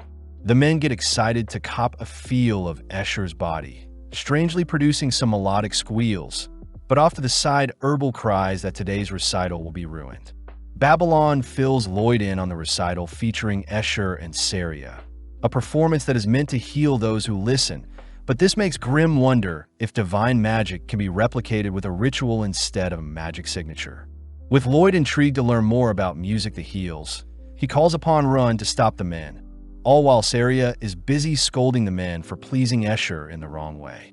In mere moments, Ren unleashes her poison, specifically putting Herbal, Saria, Escher, and the 2 men to sleep, a feat accomplished with mana block. Lloyd says by applying the mana block, Ren was able to focus her mana in specific areas. Happy to see that Ren had managed to transmute her poison into something more harmless like knockout gas. Sadly, the thugs are still conscious as Ren's knockout gas wasn't potent enough, and before Babylon offers to knock out the men, Lloyd finally steps up. As the men rush Lloyd with the girls in hand, Lloyd simply snaps his fingers, teleporting the men to a random location, shocking the others, as it seems Lloyd is also trying to learn teleportation magic. Back inside the church, Herbal is told that Babylon and Ren ended up dealing with the thugs, all whilst Babylon and Ren quiver, amazed that Lloyd is carrying on Jade's legacy by attempting to master his teleportation magic. Ren wonders if one day Lloyd could master her technique as well. And with Herbal heading off to prepare for the recital, we see Saria lean in close towards Lloyd, having barely remembered Lloyd to be her younger brother. Escher says it is impressive that a music-obsessed fiend like Saria could still remember Lloyd's name, reminding Escher to invite Lloyd to sing alongside them. But Saria intervenes, declaring that Lloyd isn't ready and instead will watch their performance. With Saria asking Lloyd to pay close attention, Lloyd gets excited to learn more about divine sorcery, especially since it may be replicable with rituals, similar to rain dances. At that moment, both Lloyd and Babylon detect a strange presence, but in the blink of an eye, no traces of it are left behind. As the gang sit down to enjoy the show, we see Escher and Saria take center stage, and with a single note, Saria sets the tone of the recital. Instantly, Escher's voice and Saria's musical notes entrance the audience, a beautiful symphony of sounds that brings the onlookers into tears. Lloyd is amazed by the recital, taking the chance to draw his blade as he slices the magic around him only to analyze the mana signature to resemble a healing spell with a strange pattern. As specks of light rain down and heal the audience, Lloyd admits that Escher's divine magic is something he can't learn just yet, but more interestingly enough, Lloyd can sense a gaze watching over the recital. Lloyd says a being very high above them is watching, wondering if it could be one of God's servants, only to teleport away before Run and Babylon's eyes. Having used Shadow Wolf to teleport to the mana signature watching them, Lloyd is seen flying endlessly through space, suddenly smashing into a strange realm filled with clouds. As Lloyd and Grimm explore the cloud-filled scenery, they stumble onto a structure with their culprit sitting atop the stronghold, declaring that the figure before them was the one gazing at them from above. As Lloyd watches on, the strange figure begins thirsting over Saria and Escher's performance, wondering if he could descend onto them and surprise everyone. Out of nowhere, the figure is struck by lumps of cloud, suddenly checking to see who is the culprit only to shriek upon seeing that Lloyd has entered their paradise. Snapping back into character, Jiriel, the angel, introduces himself, a being that serves the 64 deities of paradise. Jiriel asks how Lloyd entered their domain, especially since the wall between the human realm and their one should have kept anyone out, but Lloyd brushes aside the question, asking if he could be taught divine magic. Jiriel scoffs, seeing as a mere human is asking something of it. But Grimm and Lloyd get annoyed at how cocky Jiriel is acting, prompting Grimm to threaten to spill how Jiriel was creepily spying on the girls. Jiriel says he will only bestow divine magic on those worthy, and seeing as Lloyd isn't someone he fancies, Jiriel demands that Lloyd leave. When Lloyd tries asking once more to be taught divine magic, Jiriel conjures several holy swords that instantly dart towards Lloyd's position, but Lloyd erects a barrier to negate the attack. Seeing as Lloyd is refusing to leave, Jiriel says he'll get a little serious, all whilst Ren is seen panicking since Lloyd hasn't returned yet. Babylon wonders if he and Lloyd detected the same presence earlier, preparing to leave as well only to notice that the clouds outside are awfully gray. Amping up his attacks, Jiriel sends multiple swords at Lloyd this time, forcing him to defend with his blade. Lloyd can't help but get excited seeing as the swords float like feathers, but are as strong as steel, and strangely the divine magic created actual swords, so Lloyd can't analyze and steal the magic used to create the swords. As Lloyd tosses his sword back to Grimm, he reasons that Jiriel will be able to produce an infinite amount of swords as long as he has mana. Therefore, Lloyd conjures a spell of his own. Wanting to test the durability of Jiriel's swords, Lloyd individually conjures a water, fire, earth, and wind spell, simultaneously firing them at Jiriel. But when Jiriel evades the magic, he is horrified to see Lloyd's magic shatter the barrier separating their realms. Seeing as Lloyd has snuck up on him, Jiriel swats Lloyd away, only to declare that his Luxa blades are invincible. Off to the side, Lloyd wonders how he can continue his experiment, pissing off Jiriel. Before Jiriel can react, Lloyd coldly utters the enchantment to activate Shadow Wolf, completely entrapping Jiriel with 4 magic circles that obliterate him with 4 elemental affinities. With the surrounding area being lit up by the explosion, Lloyd is surprised to see Jiriel evade his monstrous attack, but Grimm is horrified to see that Lloyd is trying to master Gisarm's offensive teleportation spell. When Grimm questions if Lloyd should be going all out on Jiriel, Lloyd says he isn't done yet, declaring he'll show off what he learned from Jade as he teleports another fire spell toward Jiriel. Sadly, Jiriel evades once more, choosing to taunt Lloyd as Jiriel states that Lloyd's magic isn't worthy to be blocked by his Luxa, but this fires Lloyd up. Lloyd racks his brain for a solution to catch up with Jiriel's speed, noting how the cast time of his magic spells are giving Jiriel an opening to evade the attacks. And when Jiriel sees Lloyd deep in thought, he takes the chance to rush Lloyd. Lloyd declares he'll conjure the magic spell and teleport at the moment it fires, perfectly catching Jiriel off guard as he's forced to sacrifice multiple Luxas in order to prevent himself from being burnt to a crisp. Seeing as Jiriel still refuses to give up, Lloyd gets excited hearing that Jiriel's Luxa can infinitely regenerate and duplicate, prompting Lloyd to conjure 4 more elemental spells, but this time, the spells perfectly consume Jiriel. Jiriel cries that he was lying and that there is a finite amount of swords he can create, but having been decimated by Lloyd, Jiriel is seen collapse onto the clouds below with a see-through body. Grimm suspects that since Jiriel is made of mana, his body becomes more transparent the weaker he is, and before Jiriel can dissipate for good, Lloyd begins pumping mana into him to rejuvenate him.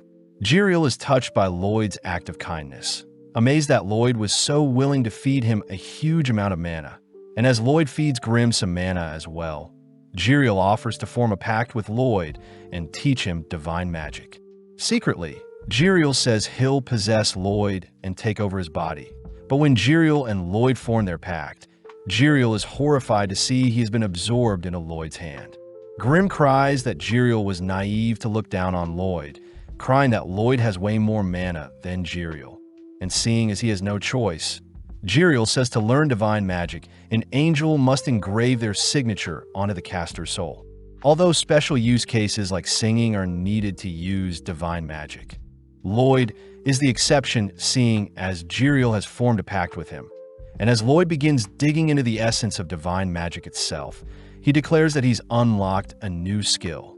Jiriel mocks Grimm, seeing he wasn't able to bestow anything useful on a Lloyd, but Grimm knows that with his new knowledge on divine magic, Lloyd will be capable of conquering both the netherworld and paradise.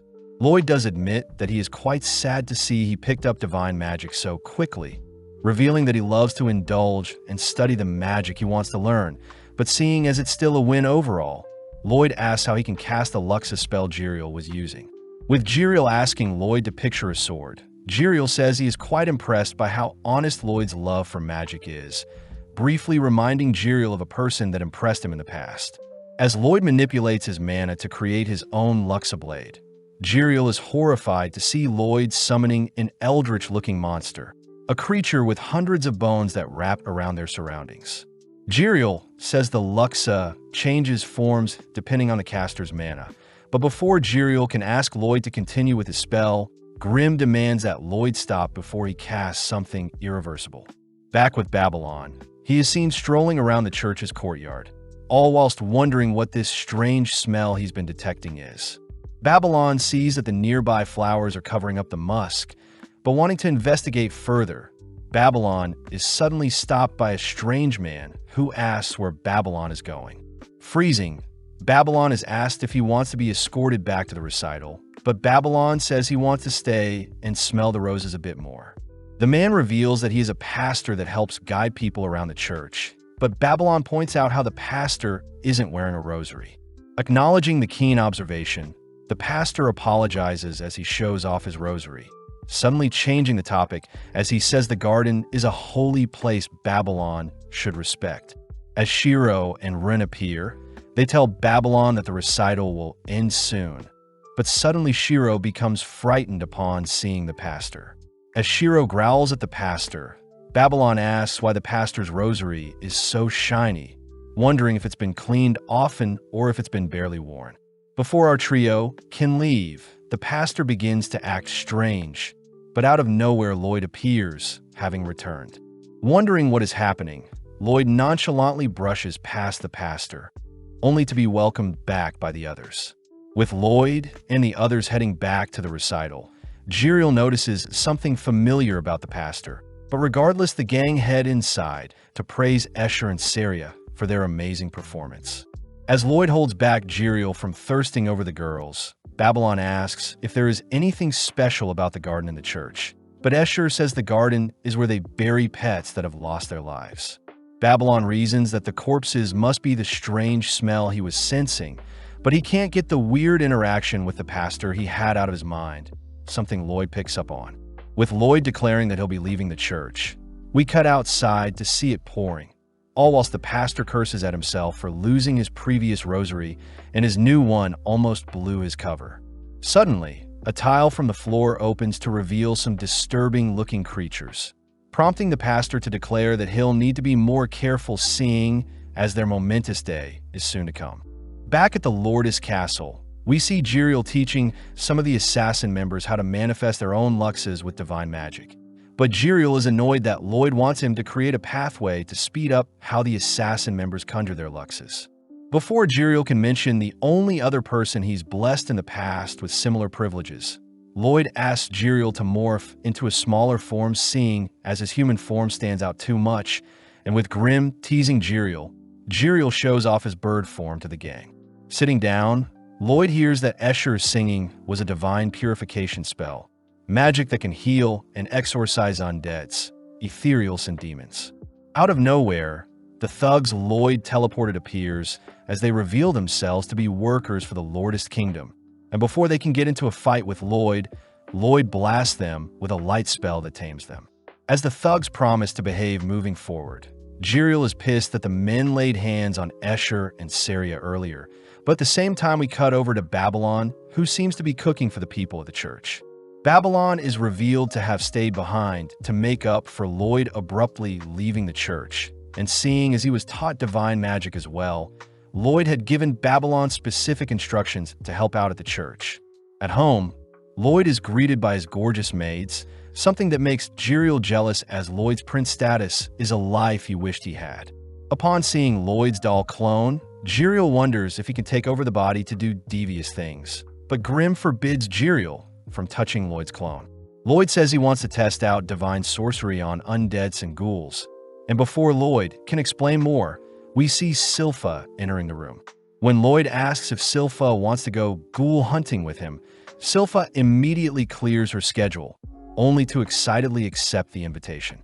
Heading out with Run and Shiro, the gang cross the Great Dean Bridge, the sole connector between the east and west sections of the city. As the gang stroll through town, they hear that the Adventurers Guild have reported sightings of ghouls in town, and sadly the creatures can't be tracked down as their rotting flesh are similar to rotting food waste. Lloyd says his spectral detection can't be used seeing as it's quite crowded, but coincidentally, the gang bump into Escher and Saria, who are out on some shopping. When the girls invite Lloyd to have some pancakes with them, Lloyd jumps on the idea, all heading into the restaurant that specializes in pancakes. Grim is surprised to see Lloyd fixated on something that isn't magic, but Lloyd says that pancakes are quite magical as they are fluffy and delectable, especially when they're combined with honey syrup, a revelation that makes Lloyd's companions droll. With Saria and Lloyd both bonding over their love for pancakes, we see the gang tuck into the fluffy desserts, only for Escher to ask what the gang is doing in town. Escher is surprised to hear they're hunting for ghouls, especially since more people have had to take refuge in the church after being strangely attacked by some ghouls. Lloyd hears that most attacks have occurred on the Dean Bridge, the cemetery to the left of the church and the alley to the right of the church, and interestingly enough, the previous adventurers sent to deal with the ghouls have all gone missing, intriguing Lloyd more. Saria says she wishes for their recital to not be canceled as they'll need to put on a show to celebrate God's birth during the Great Advent Festival, where both the Pope and King will be attending. Seeing as Escher and Saria are working hard to put on the perfect show, the gang get pumped up to wipe out the ghouls to ensure their performance goes well, but Rin seems motivated more than ever. Rin says she is grateful to have experienced so many new things in her new life, declaring she'll protect the city no matter what, and seeing as their first location to search is the Dean Bridge, the gang head towards the sewers to kick off their search. Silpha and Shiro are immediately disgusted by the stenches emanating from the sewers, but when Silpha asks why Lloyd wanted to hunt ghouls in the first place, Lloyd mentions how he was invited by a particular adventurer. Right on cue, Tao appears from the sewers, embracing Lloyd with her smelly body, but Silpha quickly breaks up the reunion. Tao reports that she got lost in the sewers and lost her torch when returning to the entrance, but before Tao can head home to restock on supplies, Lloyd shows off his divine helio spell that lights up their surroundings. With Lloyd leading the way through the sewers, the gang are amazed that Lloyd's helio spell is both lighting up their surroundings and cleansing the surrounding air and water, making it a more appealing place to explore. With Tao now able to use her chi detection due to the clean air, she changes into one of Ren's maid outfits, noting how it's quite tight in the upper region. As the gang enter into a room filled with various paths, Lloyd employs Shiro to help sniff out the ghouls, and as Shiro fights their way through the disgusting stench filling the room, he eventually disappears into a particular pathway. Lloyd wonders if he can use his chi breathing to help scan the surrounding area. But before he can employ the technique, Tao stops him, demanding to know where Lloyd learned how to use chi. Seeing as he doesn't want to blow his cover, Lloyd asks Silpha to scare Tao away, only for Lloyd to ask if Silpha brought her Demonbane sword. Upon hearing that Silpha didn't, Lloyd hints that he has something else he wants Silpha to wield, but this makes Tao jealous. Tao says she wants to compete with Silpha to see who can slay more ghouls, and seeing as the winner will get a one-on-one date with Lloyd, both Ren and Silpha accept Tao's challenge. At that moment, Shiro reappears, having drawn the attention of hundreds of ghouls, pumping up the girls as they get ready to brawl. Lloyd chooses to equip the girls with specially crafted luxes to help with their challenge, asking them to go wild so he can see the capabilities of his divine magic. Kicking off their challenge, Tao decapitates 2 ghouls with her legs, only to slay another 2 by flinging their heads towards them. Before Tao can continue her streak, we see Silpha intercept her attacks, placing Tao to the side only to steal the kills for herself. As Tao and Silpha rush around the room, slaying ghouls, we see Silpha purposely marking Tao to ensure she doesn't get a lead. Silpha calls out Tao for not using the divine gauntlets Lloyd gave her, prompting both girls to brandish their attacks as they rack up 8 kills each. But Tao is impressed Silpha is so strong even without the use of chi, all while Silpha praises Tao for being able to damage her blade with one of her attacks. With Ren racking up 5 kills for herself, she reasons she should stand out by infusing her poison with her Luxa blade, a combination Lloyd hadn't considered yet. Sadly, when Ren tries attacking with the blade, it shatters since divine magic is quite delicate, showing Lloyd that divine magic shouldn't be tampered with. As Ren flees from an attacking ghoul, Lloyd crafts a variation of a Luxa with poison infused into it, this time allowing Ren to melt away the ghoul as the new Luxa is infused with poison sorcery that amplifies its damage. Grimm isn't surprised that Jiriel didn't know such a thing was possible, and now that Lloyd is free to experiment with divine magic, he equips Silpha with a floppy water blade that allows her to reach 23 kills. As both Ren and Tao racking up the same amount of kills, we see all 3 girls neck and neck as they rush towards the 2 remaining ghouls. But out of nowhere, a demonic-looking creature flings the girls aside. With Lloyd and the creature locking eyes, we cut back to the church where the suspicious priest is seen strangling Father Herbal, and before a weird-looking ghost can possess Herbal, we see Escher speechless upon seeing what is happening. With all 3 girls mortally wounded, we see Rim take note of some thread coming off the demonic creature, and as Tao attempts to rush the monster, it sends out a thread that forces Tao to kneel before it. Lloyd is intrigued to see what the creature did to Tao, but before the monster can reach out to Tao, Silpha swats away its hand. As Silpha and Tao get ready to brawl, we see Rim acting strange, having realized something, but out of nowhere the creature sends out a thread towards Lloyd, but Lloyd chooses to meet the thread head-on. In an instant, the creature is overwhelmed by Lloyd's horrific mana capacity, but is still able to dodge a sneak attack from the 3 girls. Rim cries that the creature's spinal cord and automatic reflexes are an indicator of what it is, and as Lloyd inspects the thread he tore off from the creature, he sees that the thread resembles a miniature spinal cord. In the past, Jade had told Ram about the Neuron Blighted, a man that can create spinal threads that can interfere with people's movements via contact, and with threads wrapped around himself, the man can react faster than most beings. Jade says the Neuron Blighted was used to quell a civil war, a horrific fate for the man, seeing as he too was unable to control his blighted powers, and this caused the man to go berserk and slay both opponents and allies. When no one could slay the man, they put a bullet through his heart and threw him into the nearby sea. But rumor has it that he's become a ghoul that moves on his own. The girls are able to see the spinal threads, panicking seeing as the man is a powerful ghoul, but Lloyd says he has never heard of a ghoul retaining memories from their past life. With the girls rushing the ghoul in tandem, we see the creature toss out hundreds of threads to entrap the girls, ultimately throwing them to the ground.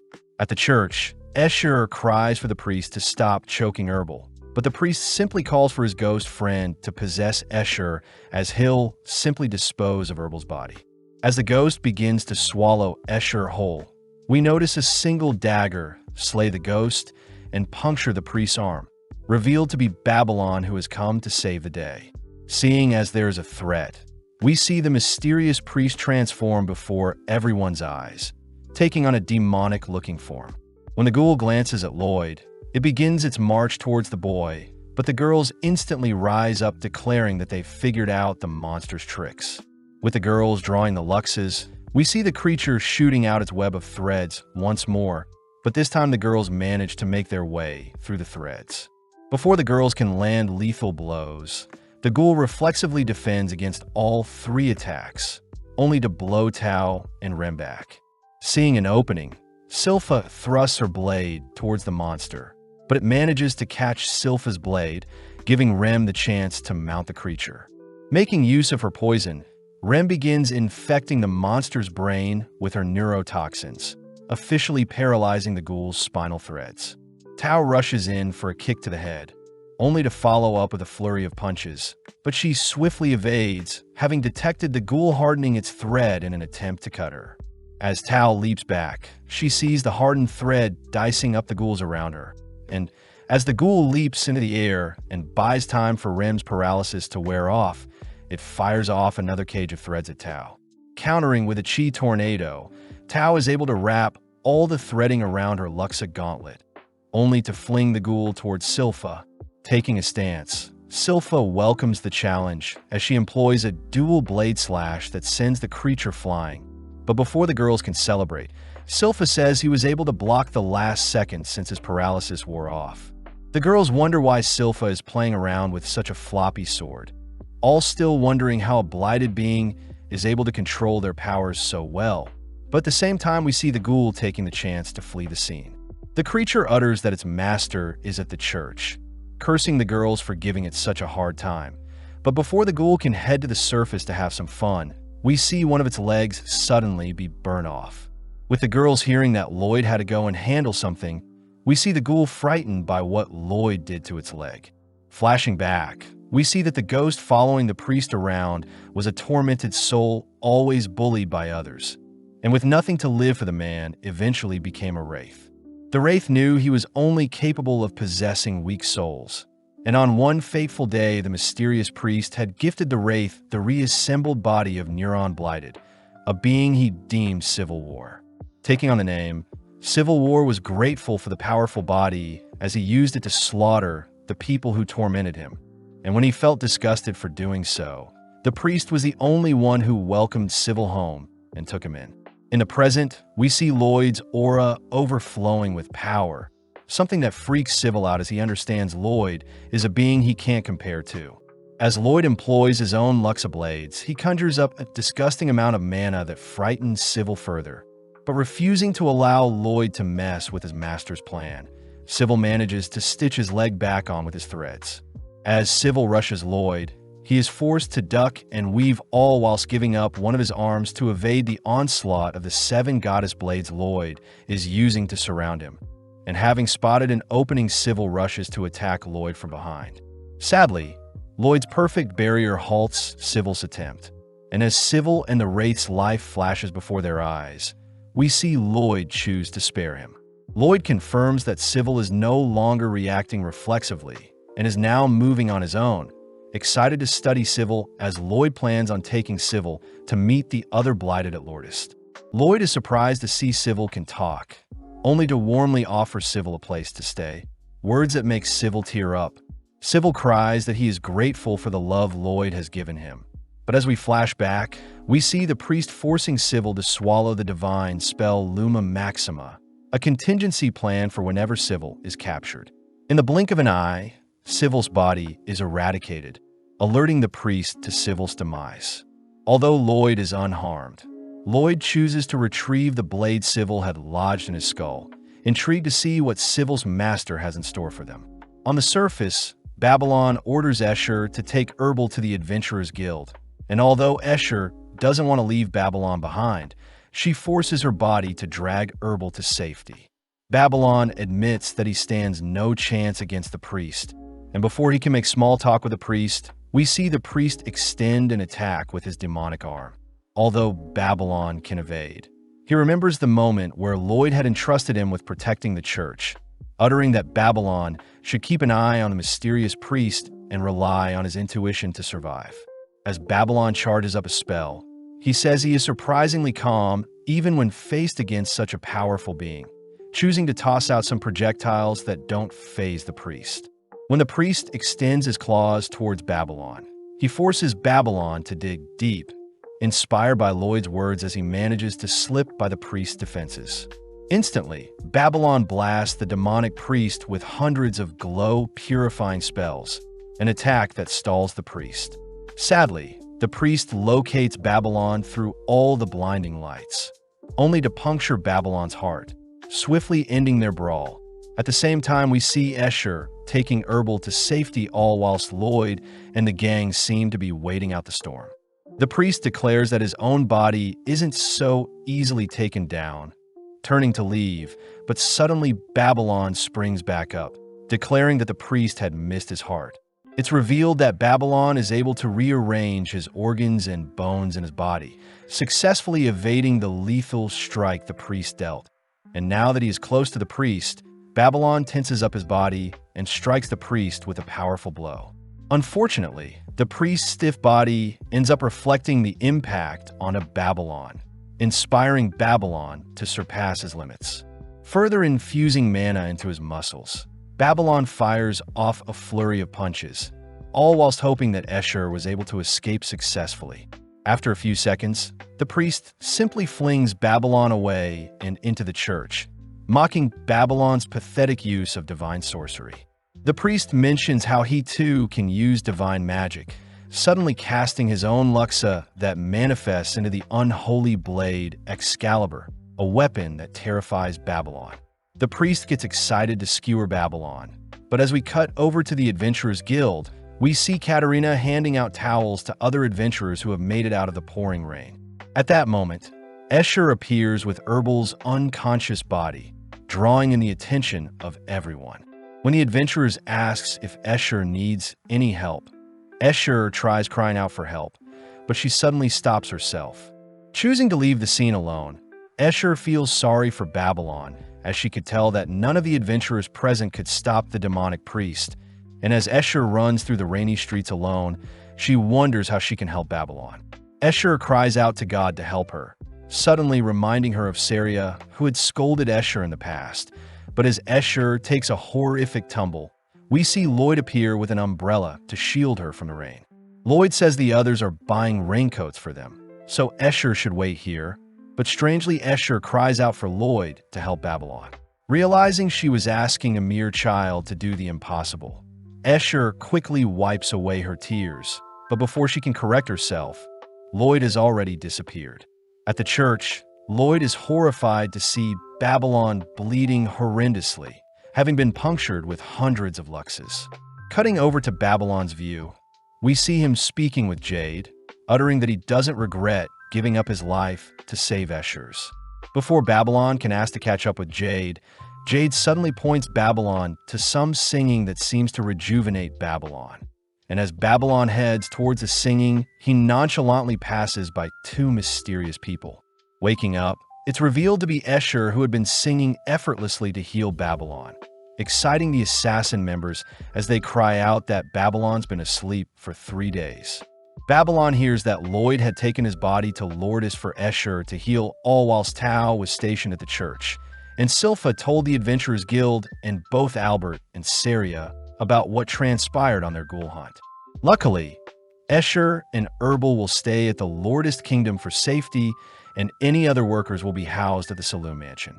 As for Lloyd, we see him arrive just in time to welcome Babylon back, revealing that he and Jiriel had tried healing Babylon themselves.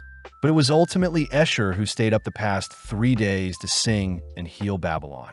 Babylon is grateful for everyone's help, choosing to fill everyone in on the priest's ability to shape-shift and use luxes, but Jiriel refuses to believe he blessed such a demonic man. Babylon adds that his glow divine magic did nothing to the monster. But Lloyd says purification magic only works on those who are guilty, and seeing as that monster of man didn't feel bad for harming Babylon, Lloyd declares he'll need to investigate things further. Speaking to Herbal, Lloyd hears that the priest wanted a wraith to possess both Herbal and Escher to further infiltrate the church, swiftly asking Babylon what made the priest suspicious. Babylon simply utters that he was rounding the garden during his free time, and coincidentally he saw the priest. And seeing as Escher had mentioned that the priest hated her singing, Lloyd deduces that something is off with the garden. As the gang return to the church, they're amazed to see the two crooks have been hard at work tidying things up, but Babylon sees that something is bugging Escher. Lloyd asks Tao if anything happened while he was gone, hearing that Katerina came by to learn about the incident, but right on cue Katerina appears. Katerina is clearly pissed off at what the priest had done, revealing that she had reported the attack to the church's headquarters. At the same time, we follow Pope Gaetan receiving news of the attack by the mysterious priest. And when the Pope and his followers hear that the man was using the Luxus spell, they refuse to believe such a monster could have been using divine magic. The followers even begin accusing Babylon of spreading false rumors. But Gaetan silences everyone, declaring that they'll request Katerina to submit some evidence if they want the church to act on anything. Katerina is clearly pissed that the Pope doesn't believe them, apologizing to the gang as it seems the Adventurers Guild won't be of much help to them. But Lloyd declares they'll destroy the garden if it means they can gather some evidence. Herbal reminds everyone that such a sacred place shouldn't be tampered with, but Lloyd says he can't use Shiro, seeing as he's been acting weird lately. Taking charge, Crow uses his cursed speech to command the surrounding crows to help them look for any leads nearby, all while Shiro continues to play with a garden pillar nearby. At that moment, we see Saria arriving with Rem and Silpha, all relieved to see that Babylon is safe, but Saria is more annoyed that Escher skipped out on her recital, choosing to punish Escher with some slaps.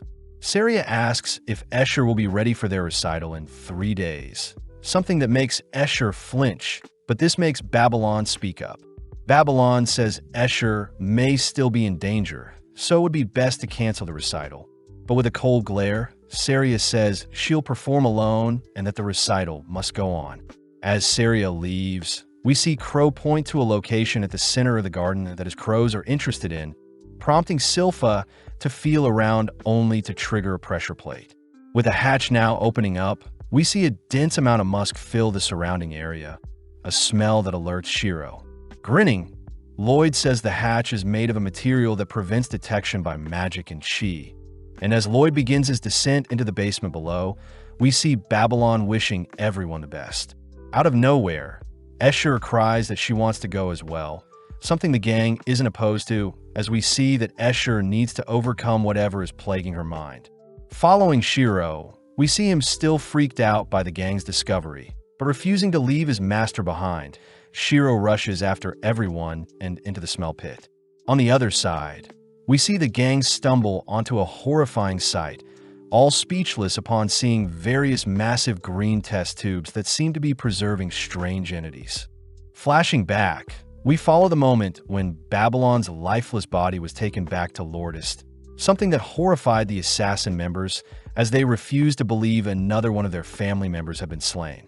When Escher offered to sing to heal him, Talia had to hold herself back from slapping Escher, reminding Escher that a priest was the one that harmed Babylon. With everyone laying eyes on the disgusting monsters before them, the gang cry out that there are human experiments amongst them as well, plus Silpha points out how they can hear everything happening in the church directly above them. The gang fear that the priest will return soon, but Rem suddenly points out a familiar-looking ghoul similar to the one they fought in the sewers, making Silpha realize that the influx of ghouls in town wasn't a coincidence. Lloyd declares that synthesis combined with alchemy was used to create the horrific beings before them. And interestingly, the priests seem to be experimenting with fusing wraiths into people. Disgustingly, Silpha wonders if the ghouls they fought were the priests' twisted experiments. And worst of all, the priest's monstrous form would indicate that he is a chimera. The gang are all pissed at the priest for toying with the lives of hundreds of people. But off to the side, we see Lloyd fixated on the papers he has found, weirdly jumping in joy at the intel he is gathering. Lloyd secretly wishes to personally inspect the priest's chimera body, but suddenly Silpha and the gang cry that they'll destroy the laboratory, something that Lloyd doesn't want happening. Before Lloyd can talk the gang out of it, a strange serpent creature sneaks up on Lloyd, but Crow has already detected the being's presence, immediately canceling out the creature's projectiles with his cursed speech. Seeing the creature to be a Lamia, the gang wonder how they'll put it down, but Lloyd sternly orders Crow to capture and not slay the monster. With the Lamia charging up a wind breath, we see Rem and Crow rushing towards the eye of the storm, all whilst Galilea erects a web barrier to protect the others. The gang are surprised when the Lamia erects a barrier of her own to ward off Rem's advances. But luckily, Crow's cursed speech easily passes through the mana barrier, ultimately bringing the Lamia to her knees. Upon closer inspection, Lloyd confirms that the Lamia is actually a human, a revelation that makes everyone sick. Seeing as the Lamia is writhing in pain, Crow prepares to put the being out of her misery, but suddenly Escher asks to speak with the poor soul. When Galilea tries pulling Escher away, Lloyd stops Galilea, only for the Lamia to tail whip Escher, a reaction Escher knew was coming seeing how frightened the Lamia is. Escher can only feel sympathy for the girl who had been tortured and forced to fear the priest, but out of nowhere the gang suddenly hear the tunes of a piano being played above them, a phenomena that naturally prompts Escher to sing along. Apparently, when Escher had asked to sing to Babylon, she had made it her mission to revive him with her singing, and it was thanks to her singing for 12 hours straight that ultimately softened the severity of Babylon's lethal wounds. In the present, both Escher's singing and Seria's melody both interweave to cleanse the Lamia from her curse. And interestingly, the girl seems to recognize Escher's singing and Seria's melodies, as it was ultimately their music that gave her the strength to hold onto her humanity. Having come to her senses, the Lamia apologizes for attacking Escher, but Escher can only embrace the poor girl, feeling bad for the horrible experiments performed on her. In the aftermath, we see Albert informed of the secret laboratory beneath the church, but off to the side, we see the Lamia girl given the name Lami, all whilst apologizing, seeing as she doesn't remember who she is. Lloyd reasons that Lami may have been an adventurer in the past, reassuring the girl that she can live in Lordest, where she'll be welcomed with open arms. And interestingly, Lami says she found an old-looking Rosalie left behind by the mysterious priest. As Lloyd inspects the item, he hears that the priest hates all gods, but Lloyd takes the chance to show off the notes he snatched up before the laboratory was completely destroyed. Although Escher is opposed to Lami seeing the papers in fear of her, reliving her traumas, Lloyd corrects her, seeing as the mana signature used to fuse Lami and her serpent body is far too complex for Lloyd to decipher, and it seems their best bet would be for Lami herself to study up and investigate how her monstrous body was created in the first place. Feeling a sense of warmth coming from Lloyd, Lami cries she'll overcome her trauma, something that makes Escher run off. Escher chooses to meet up with Seria, surprised to see Seria is enjoying some home-baked macarons Babylon had whipped up, only to cry that she'll sing alongside Seria for the upcoming Advent Festival. Sadly, later that day, we see Albert adoring Lloyd, only to regretfully announce that the upcoming festival will be canceled. Albert fears that the existence of the priest is too much of a wild card for the festival to be held, and seeing as the gang expect the priest to cause a ruckus during the festival and even tries slaying the Pope, Albert wonders how he can call off the festival without upsetting the townsfolk. Silpha adds that the rosary Lami found was a golden one, an indication that the mysterious priest is one of the 12 bishops that oversee the central church, including the Pope. When Herbal says none of the bishops match the priest's looks, Silpha mentions how the priest can most likely morph their body to blend in. But this isn't enough to convince Herbal that there is a traitor amongst the bishops. Babylon suddenly remembers that the priest didn't need a ritual to cast his luxes and had used a pass, and seeing as only one of the 12 bishops can pull off such divine sorcery, Herbal finally accepts their discovery. As it begins to rain, we see Grimm asking if Jiriel already knew about one of the bishops being a devious person, But Jiriel says he only gave Gaetan the Pope the pass, and Gaetan chose to bless the 11 other bishops, a feature Lloyd used to teach the assassin members how to conjure their own luxes. Seeing as the church still won't acknowledge the dangers the mysterious priest may exhibit, Albert says they'll simply have to continue the festival as planned, but they'll need to isolate each bishop during the festival and interrogate them as a way to protect Gaetan himself. Albert declares that their current party will have to be responsible for protecting Gaetan during the festival. But as we cut to a few hours later, we see a letter being delivered to the central church. Strangely, Bishop Anastasia intercepts the letter when she hears it was meant to be delivered to Gaetan directly from Albert, only to smirk as she runs off into a strange room. With the tap of her shoes, she forces another mysterious-looking hatch to open, only to report the letter to the priest who seems to be in his main laboratory. Anastasia says Albert will be inspecting the church in the coming days, something the priest isn't too concerned about as he unveils the leftover arm of civil war only to consume it with his monstrous hand.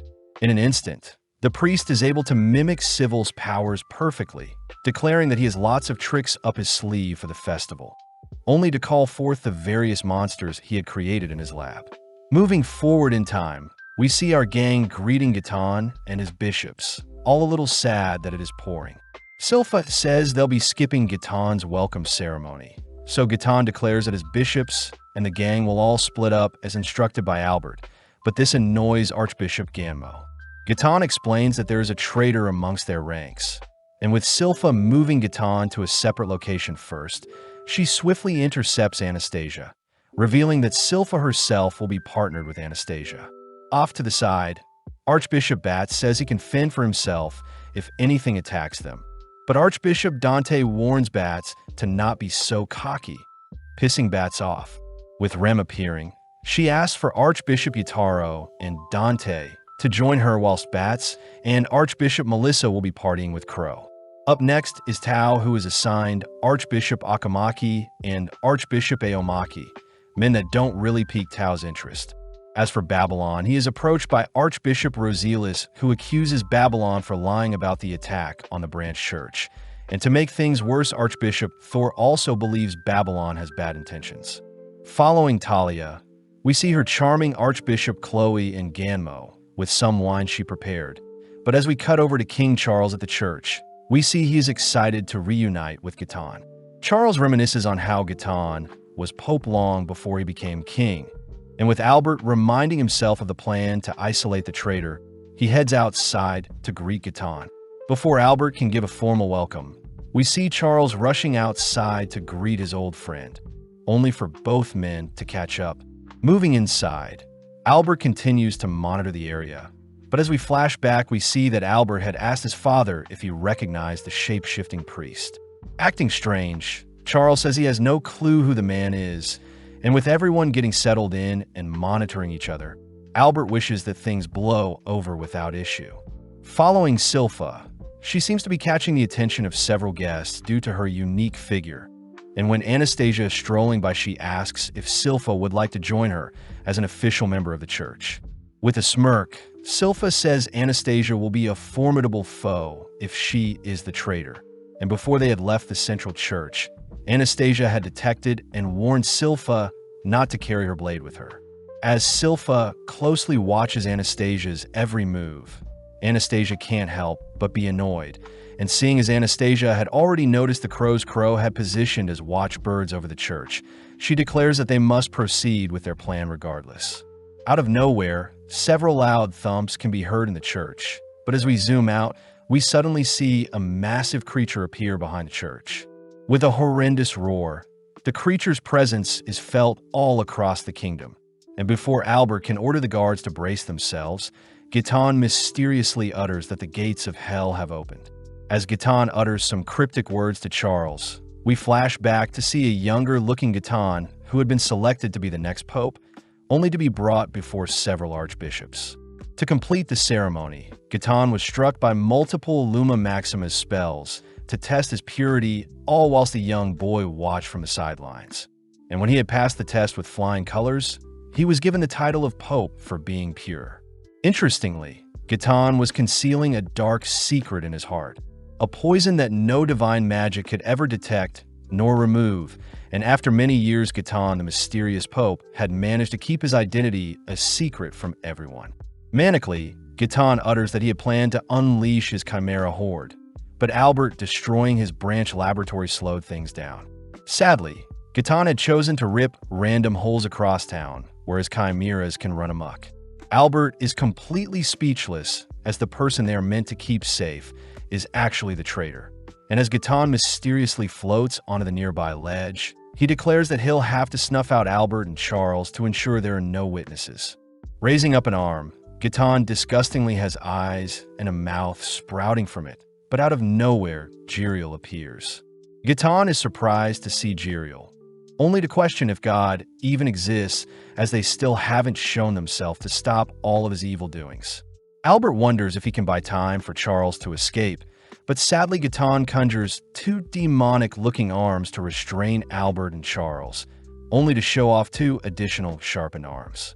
Charles utters that he knew Gaetan was the suspect the moment he saw the picture Albert gave him, asking if Gaetan's deceased child had driven him to madness, but Gaetan refuses to answer. As Gaetan's grip begins to tighten, we see Charles asking for Jiriel to save Albert, but Albert cries that Charles needs to live on. With Jiriel unable to move, we see Gaetan preparing to slaughter Charles and Albert, but with the snap of his finger, Lloyd teleports everyone in the vicinity to safety. Completely baffled, Gaetan turns to see Lloyd coldly entering the scene, only to get excited as he realizes that Lloyd may be someone worth taking on.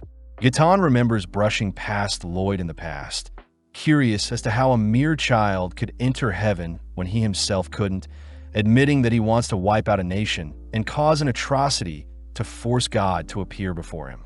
With Lloyd and Gaetan standing before each other, Gaetan declares that he'll make Lloyd one of his sacrifices to complete his grand scheme, all whilst Albert and Charles, along with all the others Lloyd had teleported away, are seen in the saloon castle.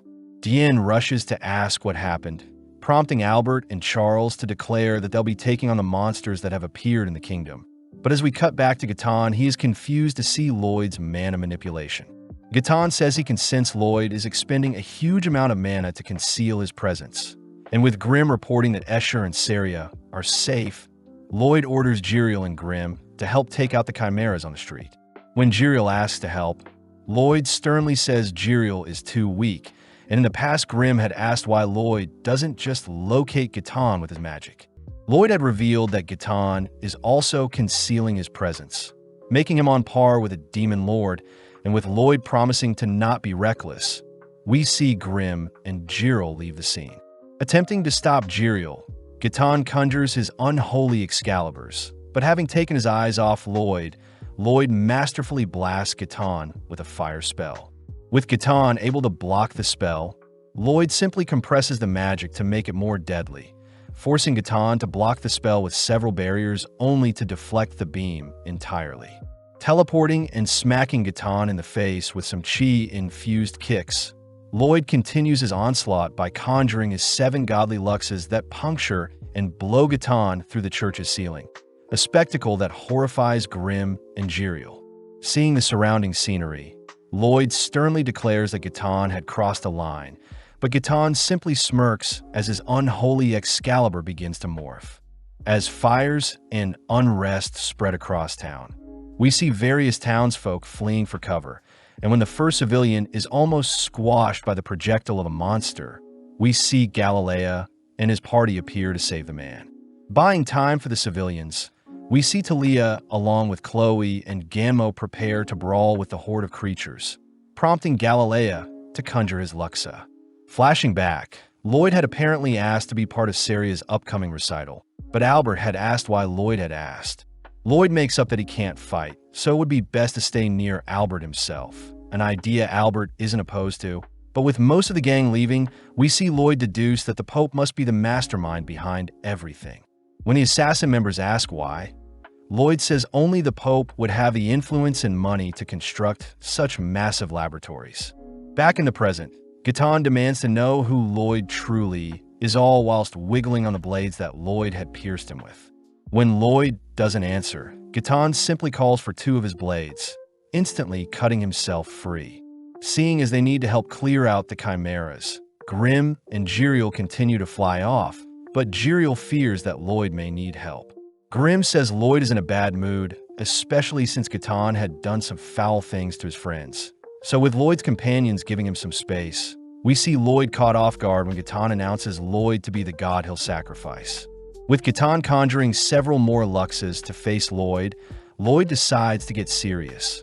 All whilst Crow's report to the other assassin members that the Pope is indeed the mastermind. Rem declares that she still needs to be wary of the other archbishops.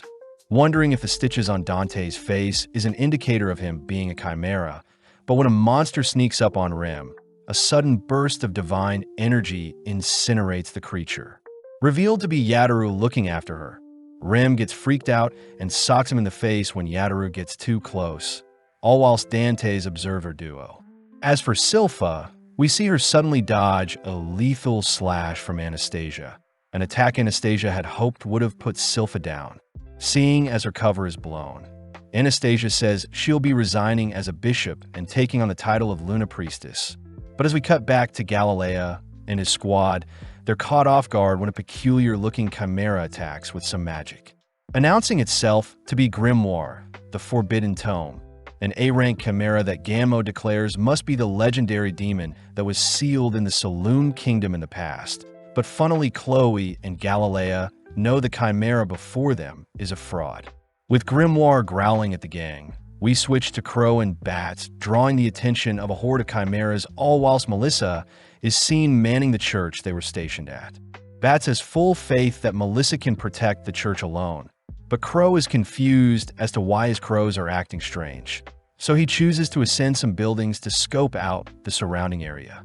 With Bats following after Crow, they're both speechless when they lay eyes on the nether beast Black Dragon, a double S-rank chimera that has appeared in the center of the kingdom. With its aura alone, the dragon begins burning up the surrounding area, and before Bat can ask Crow what they should do, Crow has already begun making his way towards the dragon. Although Bats is scared, he declares that he should use this moment to prove how strong he has become, swiftly equipping his Luxa only to catch up with Crow. Following Tao, we see her world flipped upside down when she is caught and flung into the ground by a chimera, a being known as Chakra, the Falling Flower's Fist, an A-rank chimera. Aomaki and Akamaki are in disbelief as they had witnessed Tao and Chakra charge each other. And although Tao had parried Chakra's 6 arms, Tao still ended up losing the exchange. When Chakra locks onto the twins, she wishes for the boys to put up a better fight than Tao. But out of nowhere, Tao freakishly arises once more. Chakra is in disbelief as she had sworn Tao was dead. But out of nowhere, one of Chakra's hands is revealed to have been torn off by Tao when they were grappling. Tao says she recognizes Chakra's Falling Flower Fist martial art style, seeing as it was a phantom martial art style that vanished after only one generation when it couldn't be passed on, information that allows Tao to deduce that the Wraith of Chakra is manning the chimera before her. Flustered, Chakra cries that her Rakikan techniques are flawless now, that her new body has additional body parts that surpass human limits. But Tao asks why Chakra wanted to be strong. Tao herself admits that she had trained hard to become popular, and before Chakra can voice her disbelief, Tao lets down her hair only to exude a powerful aura. Instantly, Chakra smirks, seeing as she has found a worthy opponent, only to take a battle stance. With Tao matching Chakra's bloodlust, Chakra sees Tao's warrior symbol only to remember a time when her master had told her to train continuously until she mastered her techniques. But Chakra was too impatient, so she chose to become a chimera to surpass her master's expectations. As Tao begins to focus, she begins gathering the chi around her, slowly infusing and condensing that chi to empower her body. When Chakra readies herself to take on Tao head-on, Chakra notices the air around them begin to quake, all whilst the ground beneath Tao begins to shatter. In the blink of an eye, Tao appears before Chakra with an unstoppable kick. Unable to move, Chakra can only remember back to the moment when she had begged others to learn her martial arts fighting style. But sadly, no one would listen to Chakra, since she is inferior to Hyakkin. Pissed, Chakra had tried to jump off a cliff to spite her peers, and when she became a wraith, it was Gatan that reached out a helping hand. With Tao's kick being so strong, we notice Chakra's eyes popping out from their sockets, and when Tao follows up with a punch, we see Chakra being blown apart by the sheer impact. Chakra yearns for her fighting style to live on, but with her chimera body unable to move, we see the twins baffled, seeing how amazing Tao was to have negated Chakra's advances all whilst managing to slay the enemy before her. Strangely, Chakra is still alive, and before the twins can blast her with divine magic, Tao is seen commending Chakra for an amazing fight, words that finally allow Chakra to pass on without any regrets. Back with Galilea, we see him realize that Talia can't use her powers on the chimeras, seeing as they're basically puppets. Plus, Grimoire continues to regenerate any wounds, all whilst blasting the gang with spells. Galilea chooses to order Chloe and Ganmo to head back to their church they were manning, only for Chloe and Galilea to prepare to slay Grimoire. Before our duo can do anything, a strange kid appears, blowing off Grimoire's head with a kick, following up with a disgusting spell that shreds the remainder of Grimoire's body, leaving behind a lone wraith. The kid orders our duo to deal with Grimoire, only to zip away, leaving the wraith to admit that it was a fan of Grimoire. Talia simply slays the wraith with a divine spell, only to wonder where she recognizes the kid from. As sparks light up the sky, we follow Lloyd and Gatan clashing swords, both soaring higher and higher only to breach into the clouds above. Gatan is ecstatic that Lloyd's powers is greater than he had expected, and with Lloyd ordering Gatan to let loose, Gatan suddenly unveils his demonic body along with an army of swords. On the ground, Roselius is seen cleaving away at a pig monster with her scythe, but seeing as its skin is too thick, Babylon and Thor are forced to help carve off its head. The trio are annoyed that the pig has been regenerating and getting tougher the longer they draw out the fight, and it seems the gang can't figure out why the pig is immortal. With the pig announcing itself as Mega Meat and Triple S-Rank Chimera, Babylon wonders if the Pope was the one who created Mega. Locking on to Babylon, Mega throws out a devastating punch that sends Babylon flying through multiple houses, leading Mega to march towards Babylon to snuff him out. When Thor and Roselius try stopping the pig, Babylon asks why Mega hates humans so much, and surprisingly, this halts Mega's advances as he begins to open up to the gang. Mega says he was created by an alchemist that adored Mega as its Ouroboros number 6. And disturbingly, the alchemist had used Mega's immortality to harvest pork, so that way they could feed every starving person in the world. Mega was flattered that he could help so many people, but sadly Mega's flesh was not edible, leading Mega to set fire to his home and flee the area. Mega had tried feeding his meat to random people, but they all were disgusted and began to fear him. News that made Mega despair, as his sole reason was to feed people. It was then when Gatan and his army of chimeras approached and recruited Mega, and when Gatan devoured Mega's flesh, he immediately knew Mega's regeneration could be used as a weapon. Gatan had ordered Mega to seek revenge on the humans that would despise eating him, an order that made sense to Mega, but before Mega can resume his rampage, Babylon offers up his own story. Babylon reveals that he and his assassin members would frequently forage and seek out any food they had when they were broke, a pity since Mega would have been a perfect match for them, something that intrigues Mega. Babylon declares that he'll devote his life to make Mega edible, an offer that leads the gang to a nearby kitchen, but Thor and Roselius fear that Mega's meat looks too horrid to be eaten. Glaring at Babylon, Mega watches as Babylon tries beating his hardened flesh, grinning as it seems Babylon has met his match. Luckily, Babylon begins to stroke the flesh, surprising everyone when the flesh magically softens up, allowing Babylon to begin dipping it in a flour mixture to deep fry. Mega utters that the stench from his flesh once forced a restaurant to shut down, but interestingly, Babylon doesn't seem the least bit concerned as he delicately serves up a golden fried pork dish. Mega agrees to hold back his slaughter if Roselius and Thor are able to eat the meal without throwing up, words that put pressure on our duo as they slowly devour the pork before them. Instantly, Our duo are mesmerized by the tender and juicy meat they have been served, something that makes Mega wonder what Babylon did to his flesh. Babylon simply utters that he had purified the meat with his glow skill, a feat that turned the vile meat into an ordinary pork chop. But Babylon does mention how he knows Mega didn't want to be a bad person, as he only wanted to help feed people. Mega is touched by Babylon's words, all watching as several townsfolk flood the room in hopes of trying Babylon's cooking. And upon seeing everyone satisfied with the pork they were served, Mega can't help but cry. At the same time, Roselis declares she'll use Mega to convert as many people as she can, but sadly Mega offers up his life to Babylon as he wants Babylon to cleanse him of the anger he has built up over the years. Seeing as Mega has decided his fate, Babylon hits Mega with a divine spell that begins ripping away the toxic chemicals within Mega, only leaving behind his tiny pig form.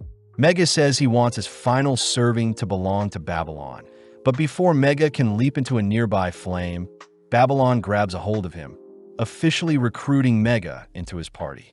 Switching to Silpha, we see her forced to wield a nearby candelabra to fend off Anastasia's relentless dual-wielding assault. But Silpha is able to force Anastasia back by launching some candles towards Anastasia, following up by rushing towards her. Anastasia is amazed that Silpha can defend against her Luxas, sparking up a conversation between the girls as Silpha hears that Anastasia's master is amazing. But Anastasia wonders why an A-rank adventurer like Silpha is working as a maid.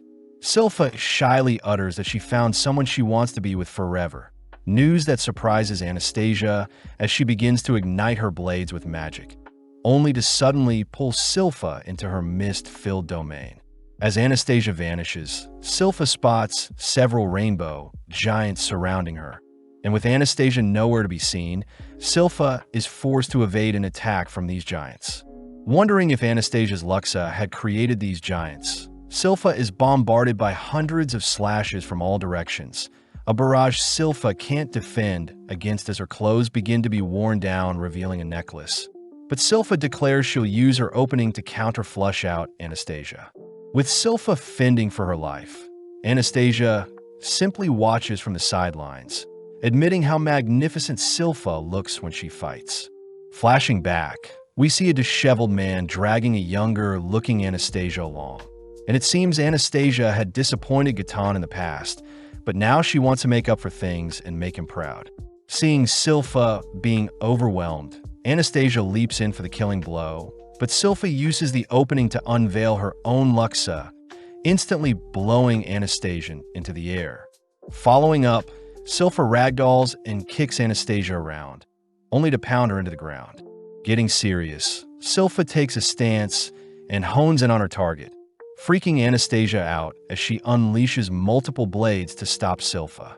Sadly, Silpha has already calmed her mind, instantly cutting down Anastasia only for the mist domain around them to begin to vanish, all whilst Silpha seems to be exhausted.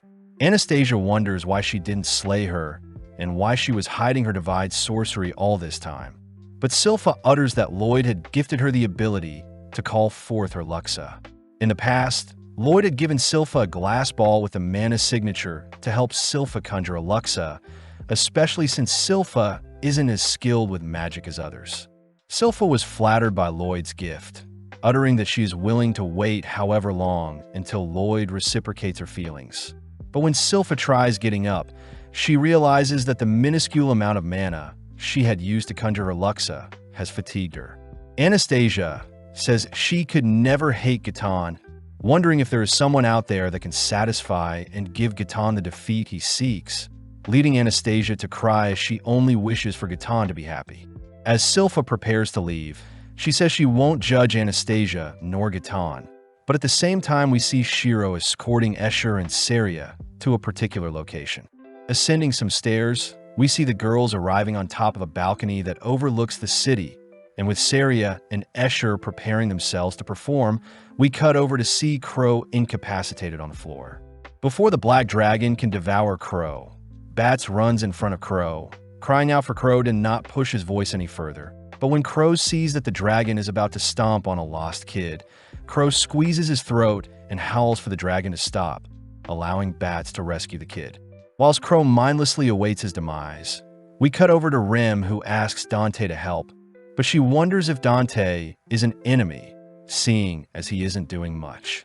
As for Yataru, he seems to still be afflicted by Rim's poison, and as Rim drags Yataru elsewhere, Dante asks if Rim knows who the mastermind behind everything is.